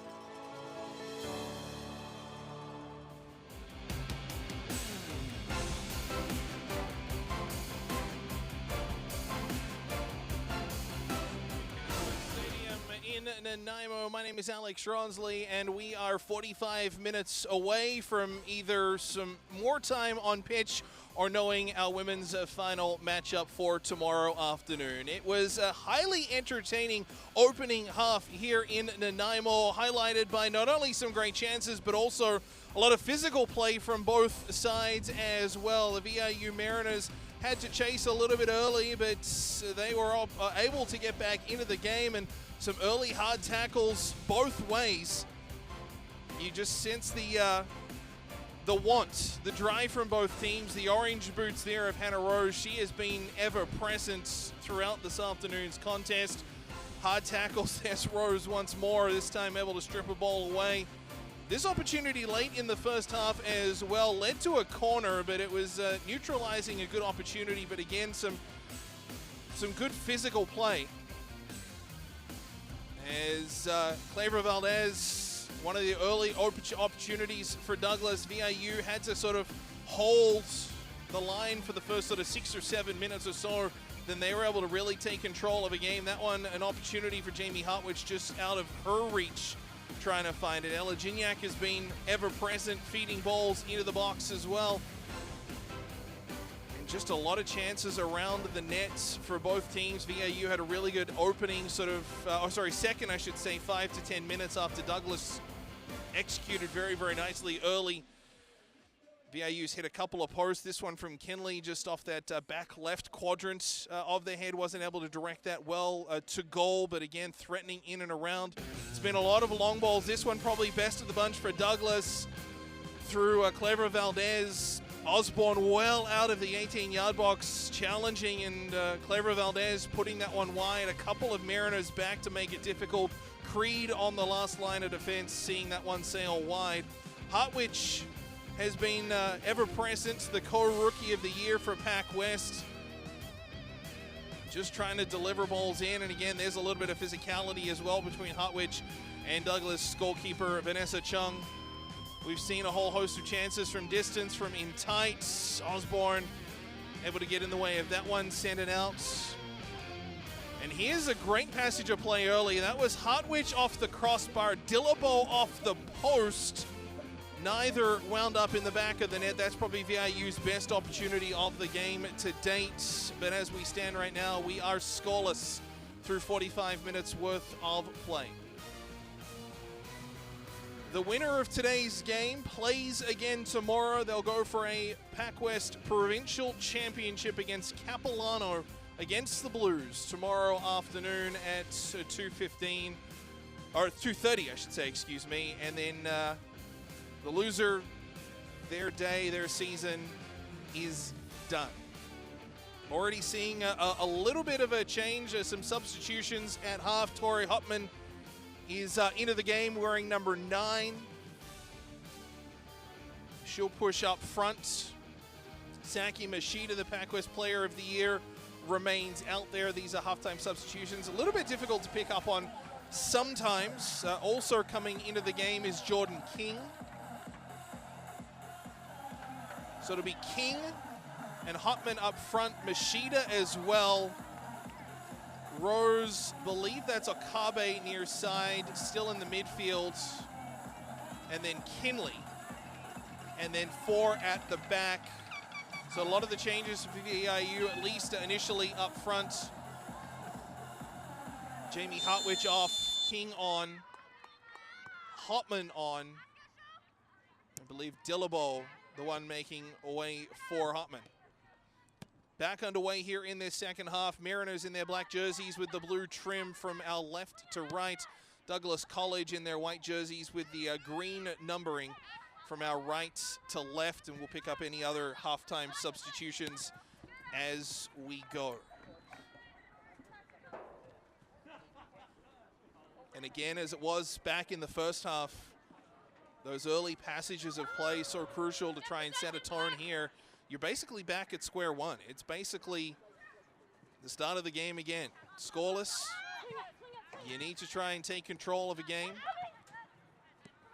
You don't want to be chasing, particularly as the clock ticks down. Be interesting to see how both of these teams deal with that pressure, that win or go home kind of pressure, as this half moves on. Okabe trying to control a ball, but ends up putting it into touch. Ashlyn Grimm with the throw-in. Trying to charge her way through there is Svetic. Gets around a couple, but eventually it's Gignac to have that cannon off a couple of legs and out for another Douglas throw. Sun continues to set in behind us as well, so some long shadows. We'll probably see the lights begin to factor in towards the end of this second half. And we've been talking a little bit about temperatures, around 7 or 8 degrees, although some good warmth from the sun, so it's not too bad at field level. Gignac a little bit slow to get up after some contact all on this near side from Ashlyn Grimm. Gignac just a little bit, getting up a little bit gingerly. Just along the sideline here, Grimm and Gignac shoulder to shoulder, and just a hard fall to the deck for Ella Gignac. Much like in the first half, the opening few minutes, the opening passages of play being played inside the Mariner half of the field, and a lot of control from Douglas. Singh. Back to Jessica Lau. Midfield and controlled, Pat Tung Tang. Along that far side, that's Skurzik. Good boot there from King along that far side for the Mariners. And it will be a free kick. It'll go the way of Douglas, though.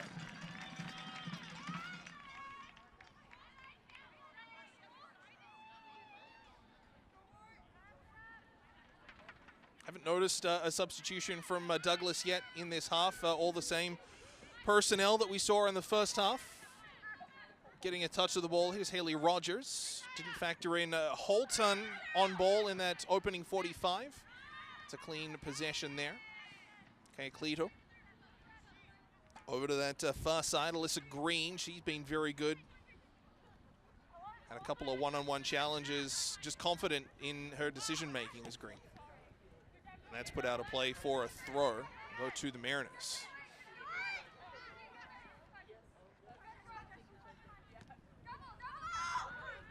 Hotman trying to control a ball. She does. Up and ahead. King trying to latch onto it. Here's King through the middle. Passes to the outside, running onto it.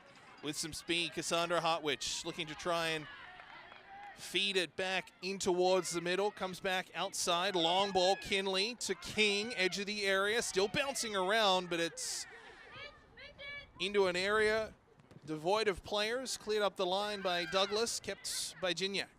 Interesting to note, Gignac and Cassandra Hartwich have switched sides. Both were playing on their very same touch lines in the first half. Gignac on the left, Hartwich on the right.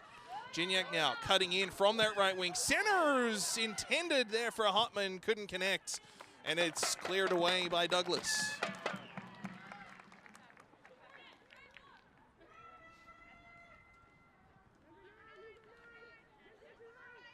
Gignac will take the throw. Hotman. Intended there for Zaki Machida. Out to Rose. Tried to advance the ball. Comes up high. Stefanik chipping it up and ahead. Machida in a dangerous spot. Rolls one towards the net. And the most routine of saves for Vanessa Chung. 5 clean sheets on the season for number 13 in net for the Royals.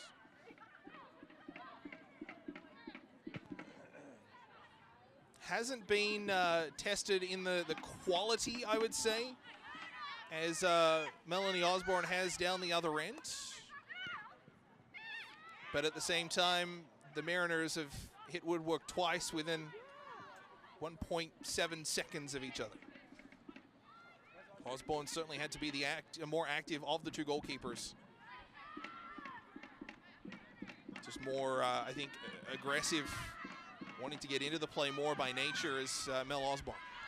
Down the right side with some speed, here's Clara Valdez looking to try and cut her way in. The cross off a leg of a Mariner, I believe that Stefanik can put out a play. And another opportunity for a corner and another switch up for Douglas College as Clara Valdez heads back. It's just an interesting formation. It must be a speed or it must be just a way to read the game. Clara Valdez, the instant that there's a corner she heads back out to midfield, standing in that center circle area. It's been Pak Tung Sang to take a lot of the corners, not on this occasion. The left-footed shot delivered into the area, falls loose, and it's cleared away off the boot, I believe, of Cassandra Hartwich. Out of play, Mariners appeal for an offside, they'll get it.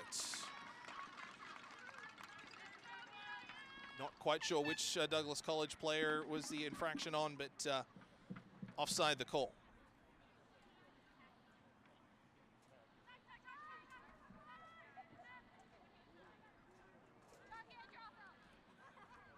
.52nd minute here, we are still scoreless.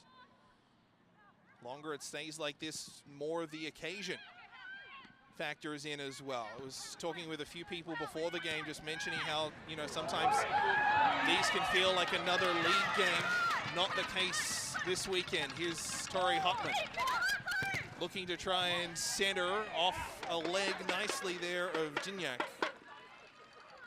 Or check that, pardon me, excuse me, Haley Rogers, and put out of play. It'll be Hannah Rose to come in to take the corner.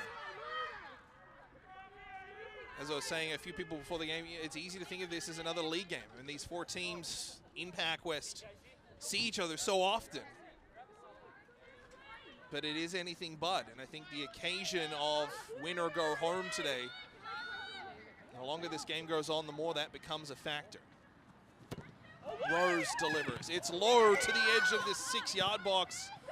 And Douglas look to clear. Rose gets it back outside the area. She's got 2 to beat, plays it off a leg and put out of play. She'll get a throw-in.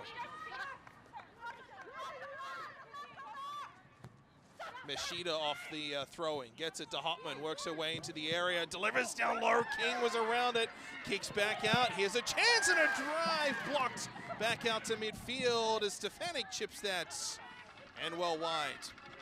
Cassandra Hartwich had the best of those opportunities, but didn't get it past the 2 players in front, almost like a wall in front of her. But she drilled that in the vicinity of goal, just couldn't get it through the defenders in front. Is Chung to clear.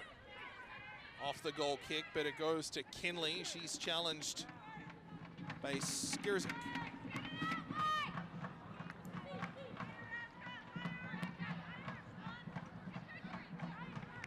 King along that left side. It's back out to Rose, and again, inch perfect. Here's Okabe. Out to the right side, Gignac. Crosses, high, looking, headed just off the top of the crossbar. Kaya Cleto taking some contact in tight, I believe, from Jordan King in an effort to get that header. And one just looping towards the goal ends up bouncing just off top of it. It was keen to get the header on it and just on the top of the crossbar.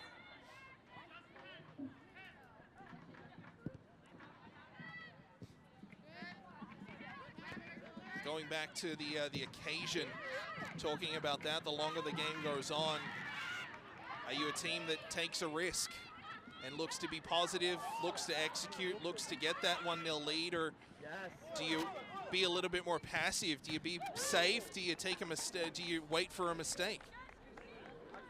These are the questions that Bobby Taylor, Chris Laxton, head coaches of their respective teams, need to ask themselves. It's Okabe to Meshida. Gignac, pass intercepted, put out off the boot there of Grimm. When do you try to get that breakaway? It's almost like you're in a cycling race, and you're with the peloton, you're with the group, you're at a steady pace. When do you try to break away from the pack and get a lead and eventually a win? Similar mindset here. How long do you stay with the natural flow of this game? Do you try to change it proactively, or do you wait for it to evolve on its own? Handball inadvertent. A chip there from Maya Cree, just hitting the outstretched arm of Sarah Svetic.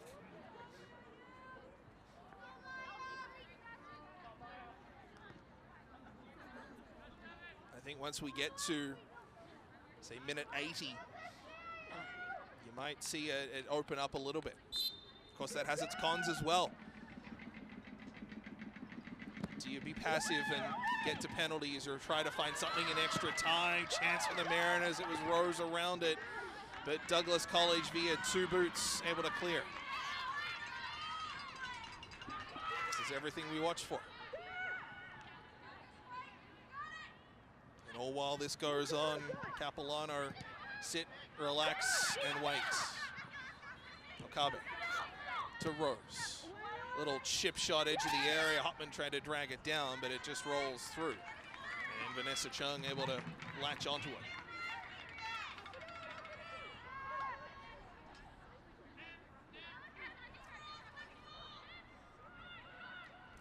Just absolutely ideal conditions for soccer in late October. Really couldn't have asked for a better weekend as well, weather-wise. Maybe a few degrees warmer, but I think that's just being picky for October weather on Vancouver Island. Here's Okabe. Gignac. Up the line. Able to direct it back into play there was Hopman. Couldn't do much to control it, but she'll win a throw. That was a good stretch from Tori Hopman. That ball was going to go out for a Douglas throw. She kind of had that extra little lurch forward with the boot, able to keep it in play, but VIU not able to do much with it in the long run.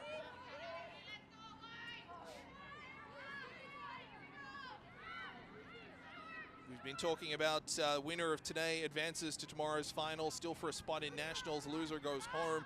Not the case for the men. This afternoon's game, the semi-final in the men's matchup between VIU and Langara. The winner of that goes to Nationals, courtesy a wildcard berth for PACWEST. So certainly a different dynamic in that one. You can start booking your interprovincial tickets and hotels tonight if you're successful. Here's Machida just inside the area, drops it back off. Okabe! She'll be disappointed. Good setup, just 18 yards out. Machida able to knock a ball down to field level. Pass it back, and Okabe just underneath that one. Maybe had a split second more time than she thought, but ends up sailing well over the goal. Creed had to be perfect and was. She had 2 white jerseys closing down on her.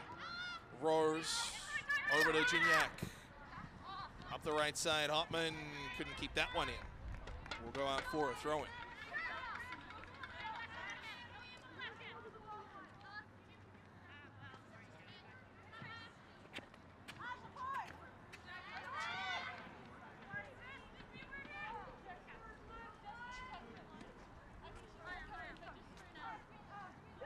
Gignac will throw it back.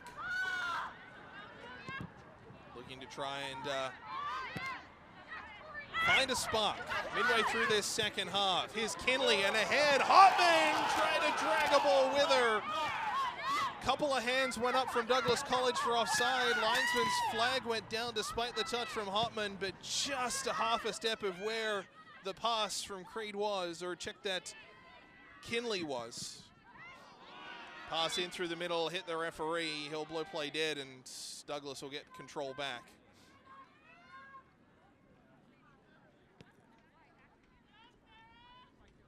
Great ball here from Kinley all the way along the pitch, and Hopman's run just a split second too early. Not entirely sure if that would have been offside. The flag never went up, but she never got clean control of it either. That being said, so close. Osborne able to clear it.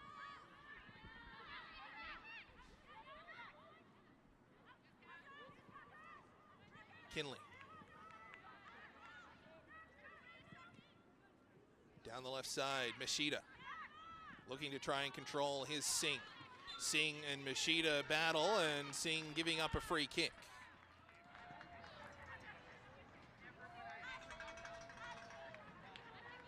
Again, just add another one to that physical play that we've seen. Machida just getting tied up there with the boots of Singh. Here's Hopman, pass up through, intended for Machida, just kind of turned her inside out. Okabe delivers to the edge of the area, ball falls to Kinley, trying to get it to King, It kicks back out to Rose. Rose will shoot from distance, parried by Chung and regathers. It's a bit of a pressure game right now. More about territory at the moment than, say, clear-cut possession or those chances, hoping that territory sort of bends and eventually breaks your opposition. Mariners enjoying a bit of a run with it now. Here's Hopman. Waits for support, has it now through Machida right side, timed the run well. Machida trying to dance around, delivers back out. Chance from Hopman in traffic, put it well wide. Not sure she had the lane to net with bodies around her to direct that goalward.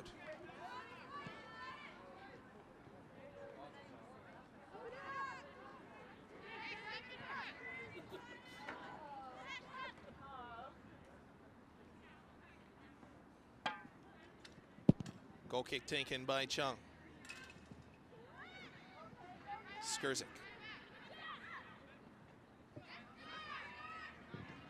Plays that down the right side, well corralled by Claver Valdez. But VIU get it back. Hannah Rose. Kinley turns back to Rose, had to stretch to keep possession. Creed plays that through the middle, but only white jerseys around it. Their opposing number, Kea Cleto, able to take it away. Cassandra Hotwich down that left flank. Out for a throw.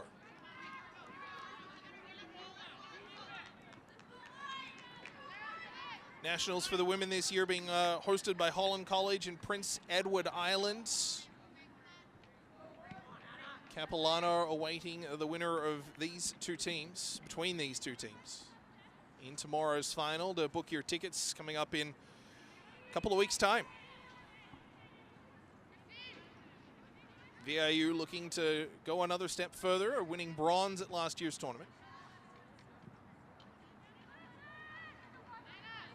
Douglas looking to, as their pregame song dictates, looking to continue that climb after a fourth place finish in PACWEST last season.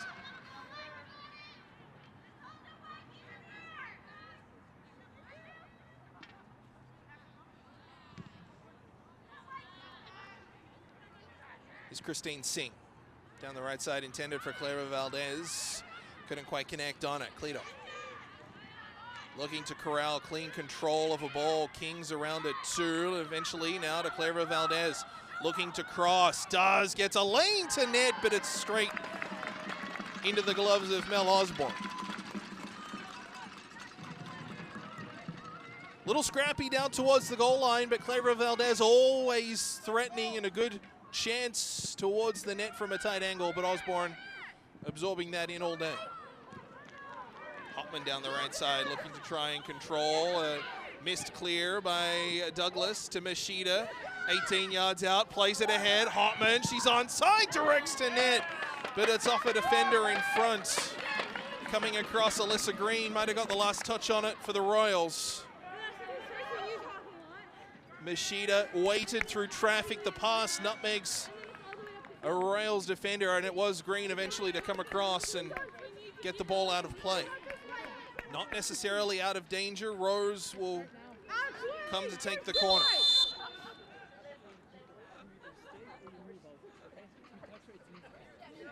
Referee having a chat with a VIU Mariner standing directly in front of Chung on the goal line. Almost like a screen. Ball comes in. King trying to direct it to net, but couldn't do it. And it's cleared out into midfield by the Royals.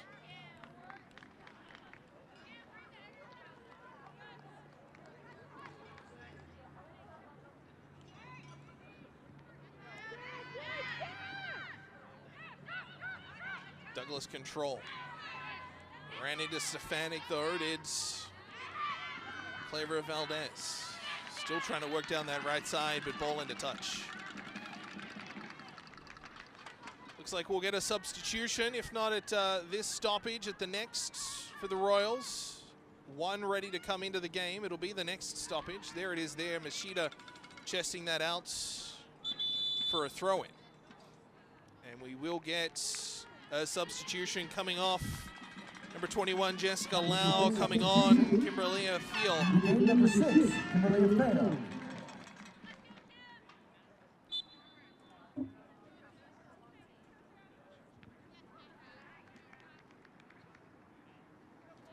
So by my count, first substitution, certainly that I've been able to track in this second half, by the Royals. Just a one-for-one change up in the midfield area. Rose coming in after a series of throw-ins down that far touchline. Ball spills nicely. Here's Okabe to the right side. Hotman. VIU's made a couple of substitutions, both coming at halftime. Gignac ahead Okabe. Gignac into the middle. Machida has not shown much, if any, discomfort on that left leg that was heavily strapped coming into today's game. She kind of rips the tape off the quadricep thigh area right before a corner about 20 minutes into the game. She was limping around a little bit, but seems to be okay right now. She's certainly running unencumbered. Singh able to knock it down and just clears into space. Stefanik has two closing down on her, goes back to Osborne, and then the one touch out to center. Off the head of a Royals player and back down to Green. VIU want to throw, they will get one.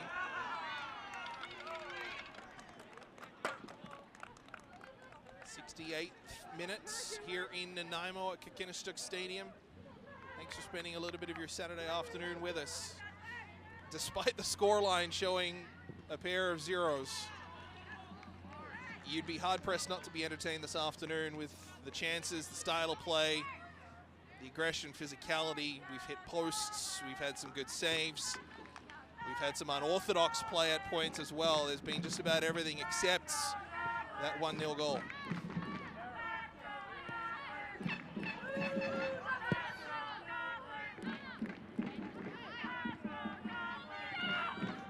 Rose in midfield. Up and ahead, Jordan King. Looking, controlling, chipping ahead. Hotman back for it. But Haley Rogers providing the shepherd, and Chung able to come out unimpeded. Smart play from Jordan King. The chip ahead intended for Tori Hotman, but playing the screen there was Rogers, and Chung able to absorb. No drama. Double substitution coming here for VIU. Cassandra Hartwich coming off. Into the game, number 15, Jamie Hartwich. Jamie Hartwich coming back on. And Courtney Ingram coming into the midfield at the expense of Oscar Okabe. So by my count now, 4 substitutions made by the VIU Mariners. Getting some fresh legs, and Jamie Hartwich injecting back into the contest. So you see where she slots in. She kind of been that target up front, although they've both got Hotman and King up at the moment.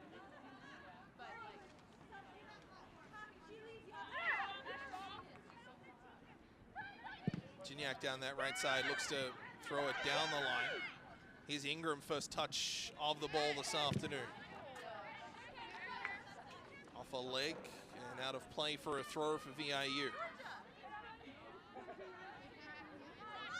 Gignac back to Ingram. Return feed didn't have a whole lot on it. Singh controls for the Royals. Play down the left side. Creed will watch it sail over. She'll be able to regather. One touch back to Osborne and clears it down the right side. Gignac trying to control. Whiffed on the first chance and eventually just let it go into touch.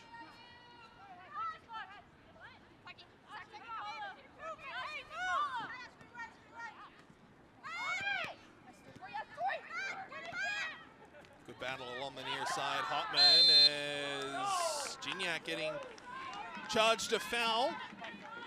Got in the way of a Royals player along this near side, Ashlyn Grimm.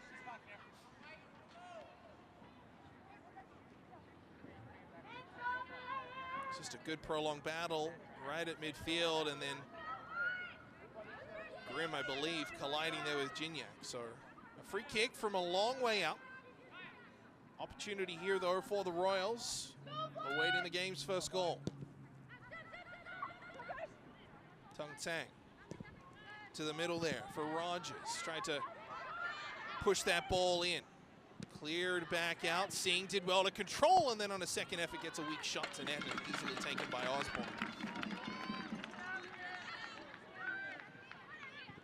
Stefanik to Rose. Touch pass up and ahead. Just missed its mark. Singh again, this time from further out.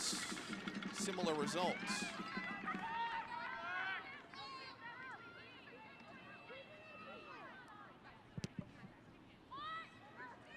High clearance off the boot of Osborne. Tung Tang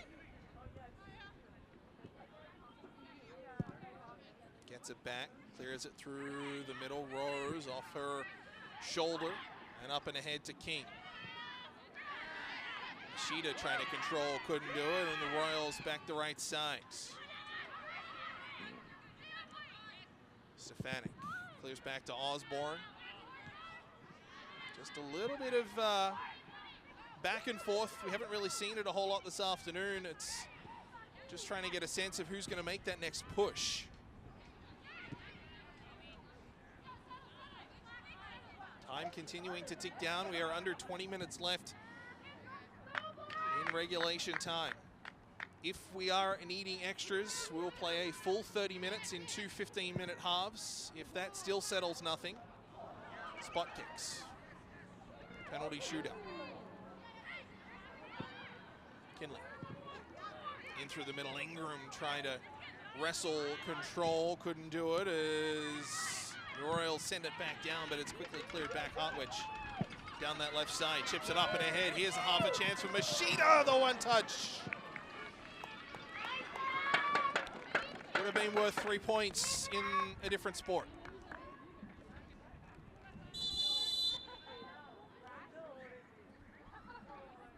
Half a chance for Machida down the left side. Did well to latch onto a ball, but just bouncing, couldn't get the angle on it. Taylor Kinley needing some extra attention, and she is limping off. Not putting a whole lot of weight as she hobbles off on her left foot.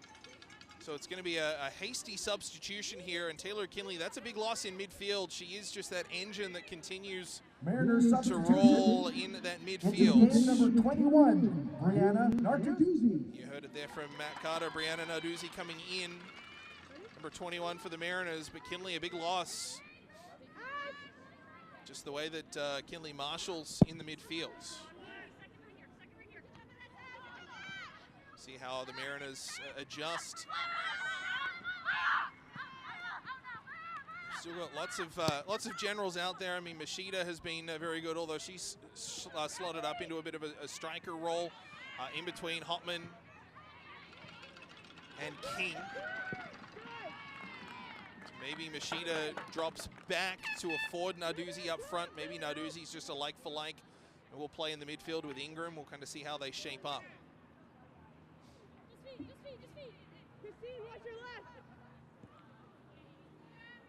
Ball just outside the 18-yard box. Ingram trying to latch onto it. Here's Hotman, delivers to the right side. Gignac down the right side. Grimm is there. It was good body position. Good defensive play. Gignac hit hard on the deck and just trying to cross that ball over balanced, and a little bit of a pull on the muscle. Nothing wrong there from Grimm. Got good position. Cleared, and then just a hard hit on the deck there from Gignac, and it's a bit of a cramp or a pull on her right side. Stretching help there, and Ella Gignac quickly up, able to jog away. And that's just a good battle for a ball. As it was played to this near side, Gignac's been ever present this afternoon.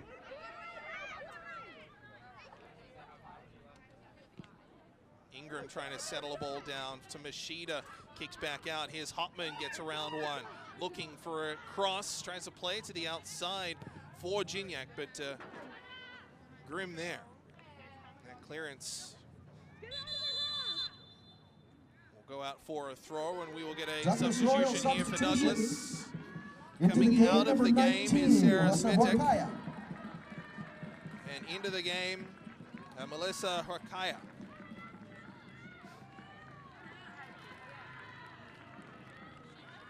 So beginning to get those fresh legs with about 15 minutes remaining.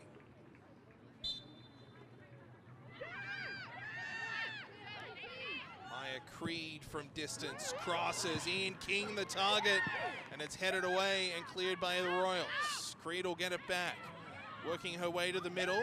Didn't have a ton of options, clears back Stefanik. Ball settles just outside the box. High, Hotman, outside to King. Out hustled to it though by Skurzik. And the Royals will break out right side. Alicia Skurzik. Ships it back up and ahead. Skurzik will get it back down the right side. Looking for some support in the middle. Crosses, danger ball, and it's cleared by Gignac.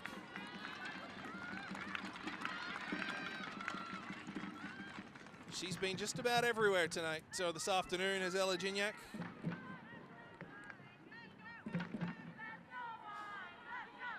Played on the left, played on the right. And this time able to neutralize a pretty good chance in front from Christine Singh. Ball put out along that far side.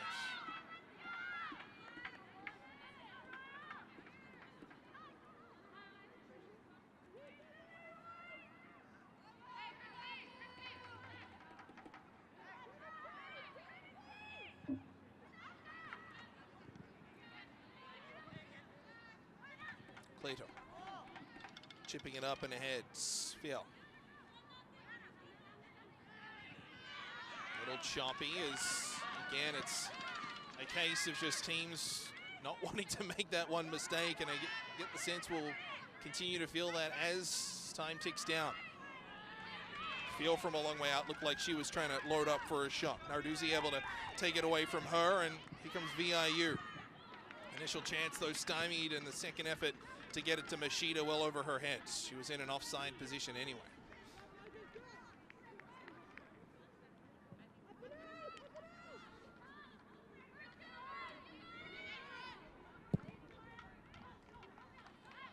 Chung's clearance high. Gignac knocks it down and well directed to Ingram at middle.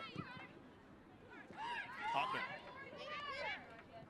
has support on the outside through Gignac, goes out to Ingram, then to Gignac along the right wing. Trying to get her way past Grimm. Those two have had a good battle in the second half. Creed dumps it in. King trying to roll it off the back of the head, but it rolled a little too far, and Pak Tung Tang back for it. Mariners, or at least Saki Machida, will appeal for a goal kick, but, or a corner I should say, but it will be a goal kick. 10 minutes remaining, plus whatever the referee adds on. And if that settles nothing, we'll get an extra 30.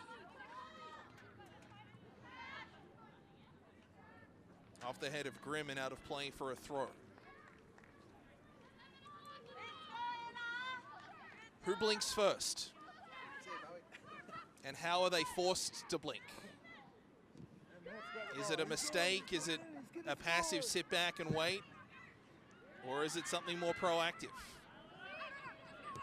Time will tell. Stefanik puts that out of play. Pardon me, Creed puts that out of play.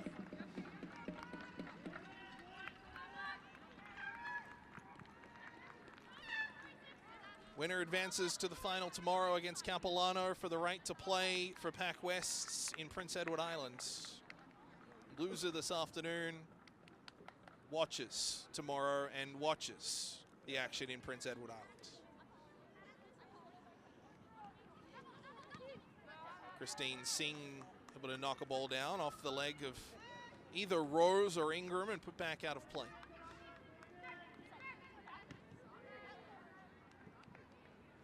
Just throwing after throwing along this near side as the VIU defense just not letting the ball get past that first line.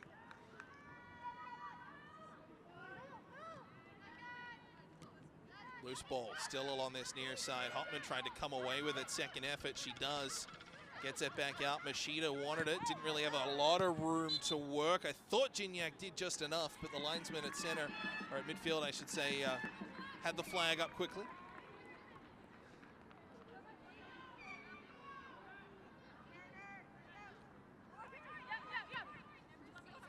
Fiel plays it out to Cleto.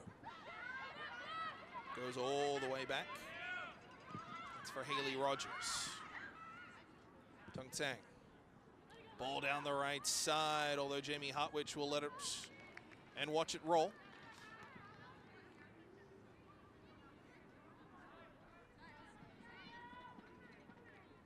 Not a whole ton of action on either bench. Both teams still have some moves to make, if indeed they want.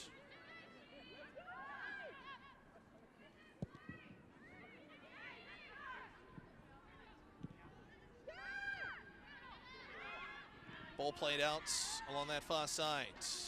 Larissa Stefanik muscled off it. She'll get a free kick for it.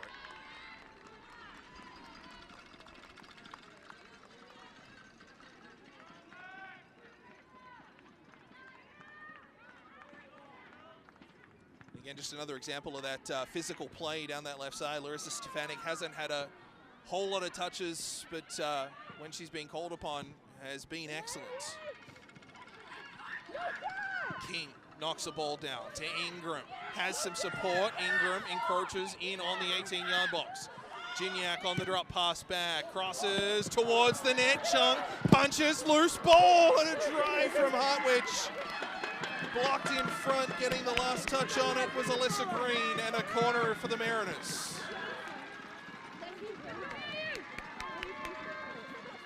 What an initial chance there from Chung. Able to parry it away, had some contact as well. But a good opportunity for the Mariners, and another one coming. Rose to deliver on the corner. To the near post. Headed away by Tung Tsang. Out into midfield. Long drive. That one from Gignac. Maybe a little bit disappointed with herself. Optimistic from that distance, but at least wanted to force Chung to make a save.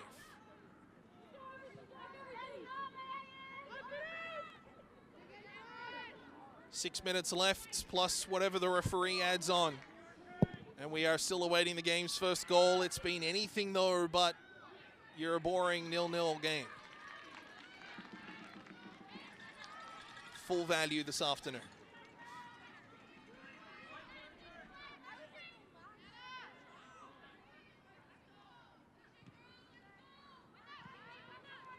Singh.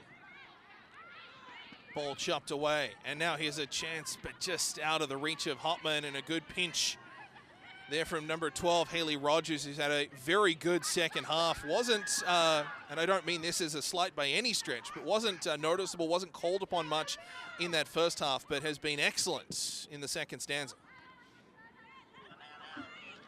Singh trying to get onto a loose ball. Creed hit the deck, and here's a chance. Singh, left side, shoots, she scores!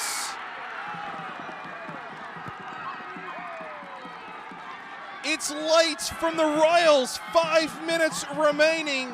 Singh with some contact on Creed near side. Referee says no foul. Singh gets onto a loose ball and curls it to the far side. And the Douglas College Royals take the first lead this afternoon. Here's the contact, shoulder to shoulder, I should say hip on hip. Singh controls and sends it past Osborne into the back of the net. And the Royals, 6 minutes away from tomorrow's final.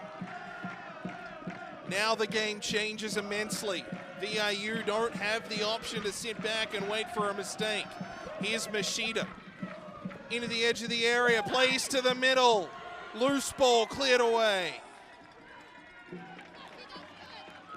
Now you'll see an urgency shift. Here's another look at it. Creed and Singh Singh got the better of the altercation and then curled a shot beautifully to the right side of the net, about 2/3 up. No chance for Osborne to try and dive to make a save. And VIU staring at a deficit with less than 5 remaining. Machida back to Ingram. Plays to the outside, Gignac. Gignac through the middle off a Royals leg and out for a corner. And again, you see the urgency of the players. As soon as that goes out, Ingram is sprinting for a ball behind the net. Rose goes to the corner. They are not wasting any time.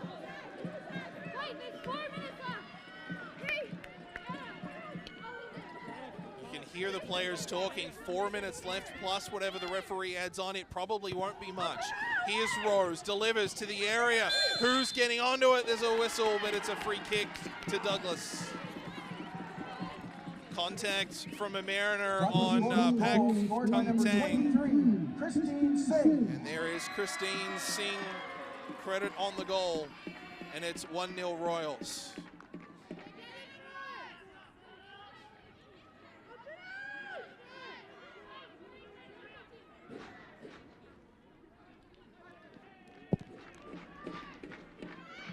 Ball cleared by the goalkeeper and put out into touch along this near side. And again, the urgency, every second counts. The ball quickly replaced with one near side. Ingram trying to control but couldn't get it.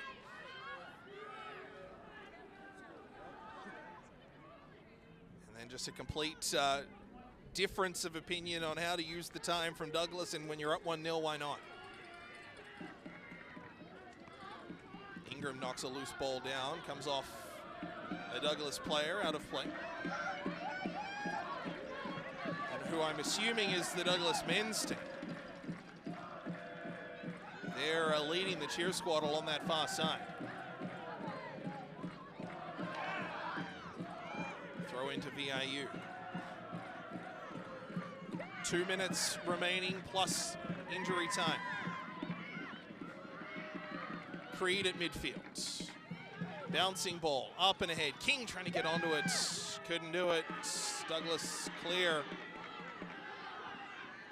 Clara Valdez down the right side with speed.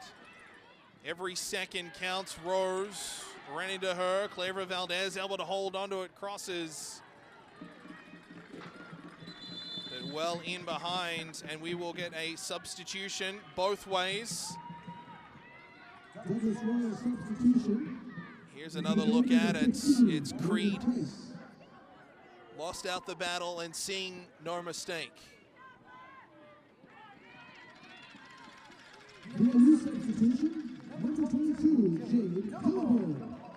So Jay Dillabo coming back into the game for VIU. I did miss the Douglas substitute coming on. Thank you. 15 for Morgan Pierce coming on.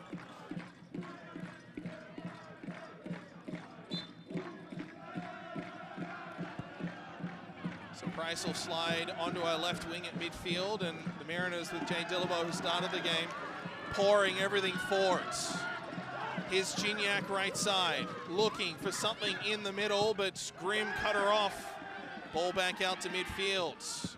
Maya Creed. Well over, and Chung in no rush to walk in behind and grab a ball. 3 minutes remaining as we have hit 90 minutes. And it's either 3 minutes from the Mariners season done and Douglas moving on to tomorrow's final, or we're 3 minutes from an extra 30 if the Mariners can muster something late in stoppage time. Throw in here for the Royals. Capilano awaits the winner of this game tomorrow afternoon at 2:30.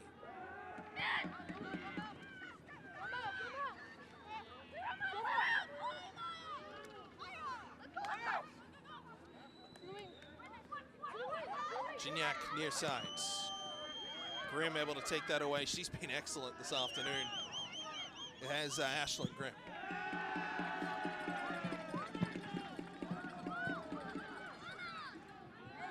About 2 minutes remaining in stoppage time. If the Mariners can muscle something, they're running out of opportunities though. Everybody up on both benches. A whistle is going to go. Vanessa Chung is down on one knee in the 18-yard box. Just having a quick chat with the referee.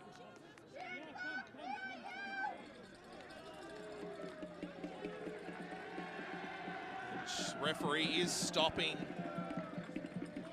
the watch as Chung is just getting, it looks like an equipment adjustment. Oh, she's taking an inhaler. So obviously, and I had wondered if this would actually happen, the cold air. I had when I was a kid asthma myself, and it was the cold air, particularly when I was running around, that would activate for me. So obviously not a doctor, but potentially something for Chung. She's certainly been more active in the last few minutes than throughout some periods of this game. So Chung just getting a quick look over by the trainer. They're going to stay in behind the nets. Chung getting the attention she needed. No issues there. Make sure she's okay. Referee didn't take that off the stoppage time, so still about a minute and a half, 2 minutes to go. See what the Mariners can muster. Ball just out of play for a throw.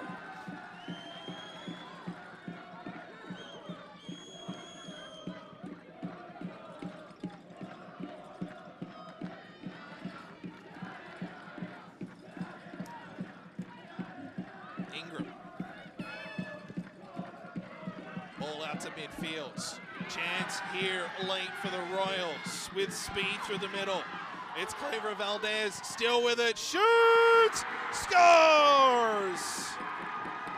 Insurance for the Royals. They lead 2-0.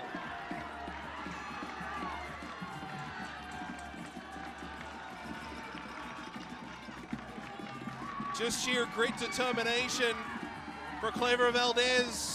Through the middle, Osborne again aggressive, trying to cut down angle. But Anna Clever Valdez able to circle around. And after, 80-odd minutes of scoreless and tense soccer, the Royals score twice.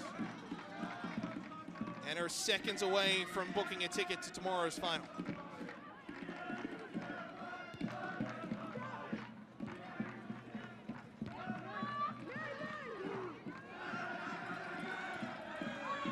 Down the left side, it's Morgan Price. Tried to dance past. Gignac couldn't do it. Free kick.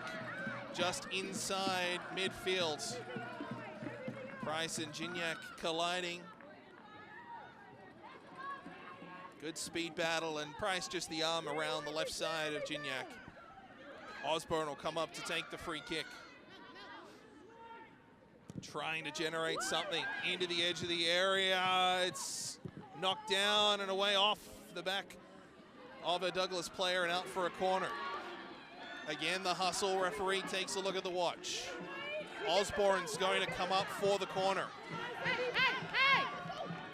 Osborne is about 25, 30 yards out. Rose delivers to the 6-yard box.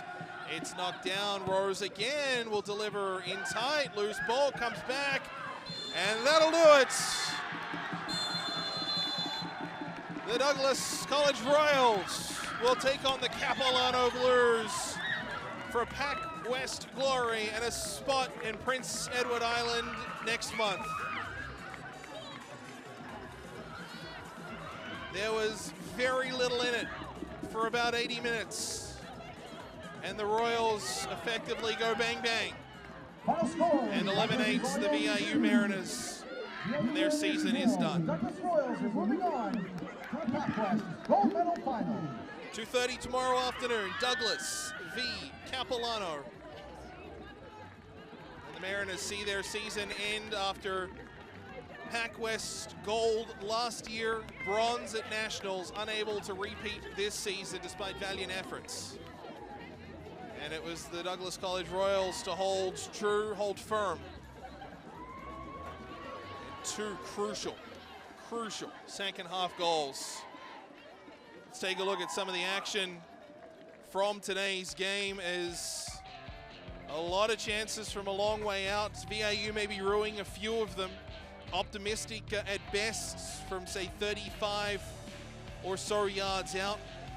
Not really troubling a goalkeeper, which posted 5 clean sheets in the regular season in Vanessa Chung. Add on a 6th now here at Provincials. VIU had their chances though. They hit a post and woodwork back in the first half. Hannah Rose, a shot from distance there. Clara Valdez for Douglas was excellent. That one from a sharp angle, easily taken in by Osborne. Definitely the busier of the two in terms of touches of the ball was Melanie Osborne.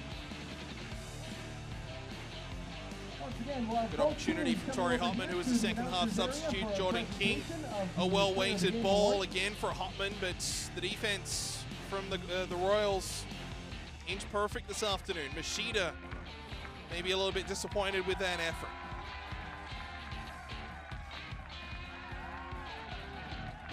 And again, team defense, we had a number of these opportunities just in tights. That one from Gignac, probably best one of the second half for the Mariners, forcing a punch save. Here's what ends up being the game winner. Christine Singh on the contacts with Gignac. Or check that, Maya Creed, pardon me. They went hip to hip. It was Singh to come away from it and able to curl it in past Osborne, and that's the goal that ultimately sends them to the final. A couple of Mariners had chats with the referee after wanting a free kick. The arms went up, but it was a half-hearted protest from many, if at all. And Singh made it 1-0, and here's the second one to add the insurance. Anna Cleva Valdez from a long way out, curling it around Melanie Osborne, just trying to cut down an angle, be aggressive. This was late, really didn't have too much of an option, and able to tuck it in that right side. And the Royals live to fight another day, and they will take on the Capilano Blues tomorrow afternoon at 2:30 here at Kakinishuk Stadium in Nanaimo. VIU Mariners season is done, and they will finish 3rd at PACWEST as they did in the regular season with their records. Players of the game will get announced at field level. Full credit to Douglas College, not only on the field, but off it as well. Their men's team providing an excellent atmosphere late in that game, willing their team on to victory. And a tough one to swallow for the VIU Mariners. For our player of the game presentations, following out those games, on behalf of the tournament organizers, we'd like to thank the fans. All we want for our student athletes. The men starting to warm up. Their game will come up here at 5:15. Thank you, fans, for your support of these two great teams. Go down to a Matt Carter field level for presentations. Present our player of the game for both teams. When I call your name, please head forward to get your awards and take a photo. First off, our player of the game from the VIU Mariners presenting this award will be Orlando Gonzalez-Price, Associate Vice President, Student Affairs at VIU. Your VIU Mariners player of the game is Saki Machida.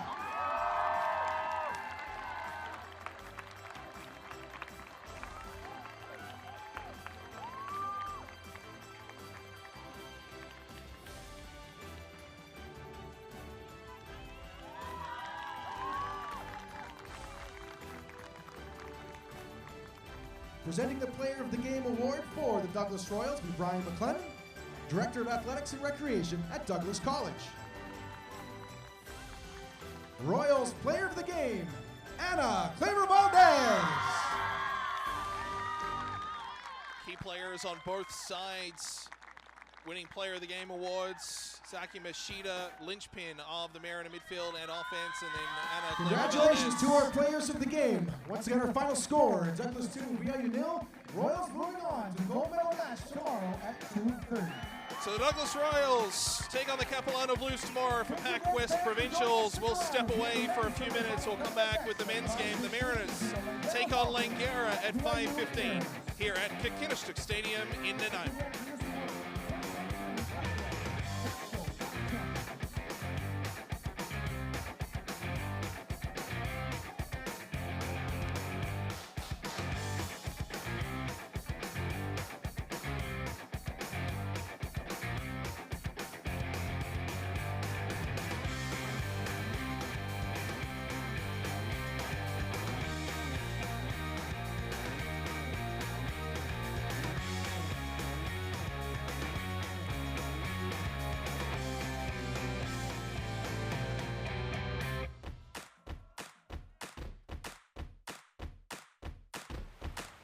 Vancouver Island University is located in one of the most beautiful places in the world, on Vancouver Island in British Columbia, Canada.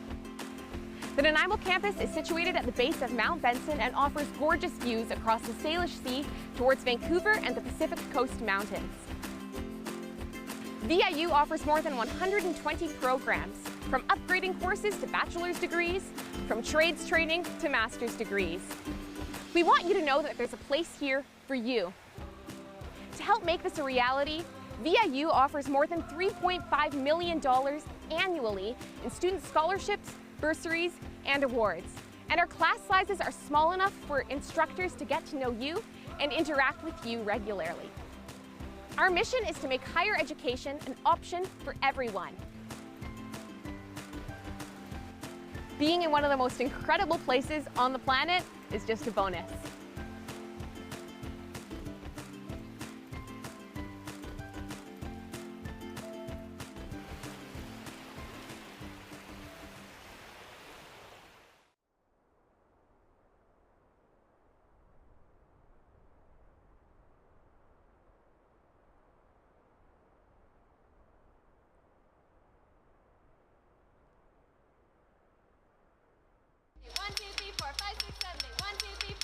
You don't have to be some amazing swimmer right off the bat. Like, obviously everyone has to train.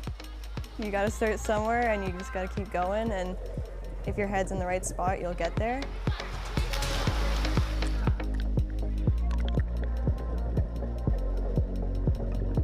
Competitive artistic swimmer Hannah Proud is the newest and youngest coach with the Nanaimo Diamonds Artistic Swimming Club. By focusing on her athletes' well-being in practice, she creates a positive and supportive environment that is essential towards her team's success. I make my best efforts to let them be a part of their training and not me just telling them. I think that's a big key to our bond in the group, is that I was very open to their feedback, always asking them and making sure that they're feeling good, because that's kind of what it is at the end of the day. They need to feel good in their training, and I just have to support them in that. Synchro is just a very mentally and physically draining sport. She honestly she makes it fun. Like, she talks about her experiences that she would have, and then it's just like, well, if she can do it, I can do it, sort of thing. There's always something to improve on. It's really hard to do something perfect ever. So Hannah's just really good at making sure that we don't feel overwhelmed with all the corrections. And even if we do something a bit wrong, she's always there to support us through it and make sure that we don't let ourselves get too down. I never want an athlete to feel like everything came to nothing. They work so hard, and that's all I can appreciate from them. She's not just a coach, but a mentor and a high-performance athlete as well. Hannah has competed with Victoria Synchro, Team BC, and several national swim teams over the last few years. And she continuously inspires her athletes to do their best in their training. I kind of bring back memories from when I was their age and when I was training, and kind of show them that there are steps you have to take, but that it is possible, and that even to just show their own growth and what they've done in the last few years is quite incredible. So it is just showing that proof that you can get there. Obviously it takes time and a lot of practice, but that it is possible. It's pretty amazing having somebody like her that's done so well and won nationals be your coach and have somebody guide you through this experience. She's been a hero of mine as an athlete, and then she became my coach. She's just down to earth and really humble and genuine in both roles.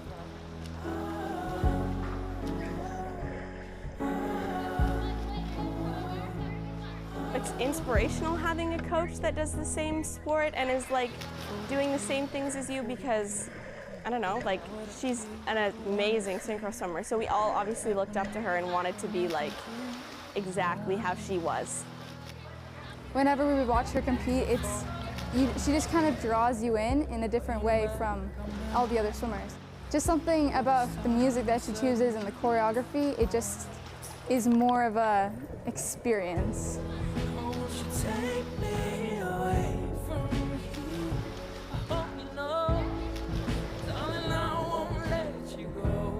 I really enjoy just being different in the water. It's very graceful, it's very beautiful, and I love to feel that way in the water as an athlete and help my athletes feel that way. having somebody like as amazing as her, like synchro swimmer and person in general, like be your coach and be like there supporting you is like so, like I feel lucky to have somebody like her like in the stands cheering us on. After you guys do this stuff, what is the count to sit up next? The biggest reward from it, I think, is when they start sharing and opening up to me and they are trusting me. That's a big thing. I find that trusting your athletes and trusting your coaches is a big bond between you guys.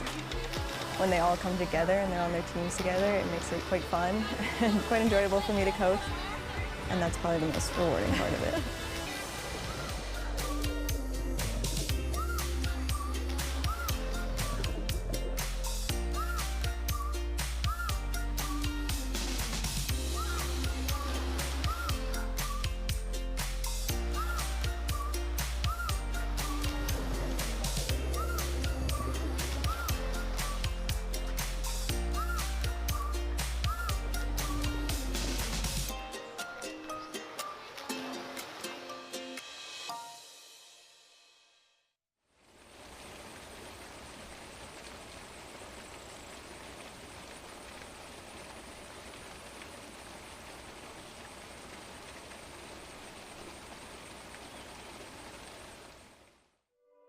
I'm mostly interested in sort of the psychology and mythology of monster making. So not just strictly creature design, which is one passion of mine, but the relationship that we have to monsters, how we design them, why we create them, and in particular, where is the humanity in monster design as opposed to seeing the monstrous in people.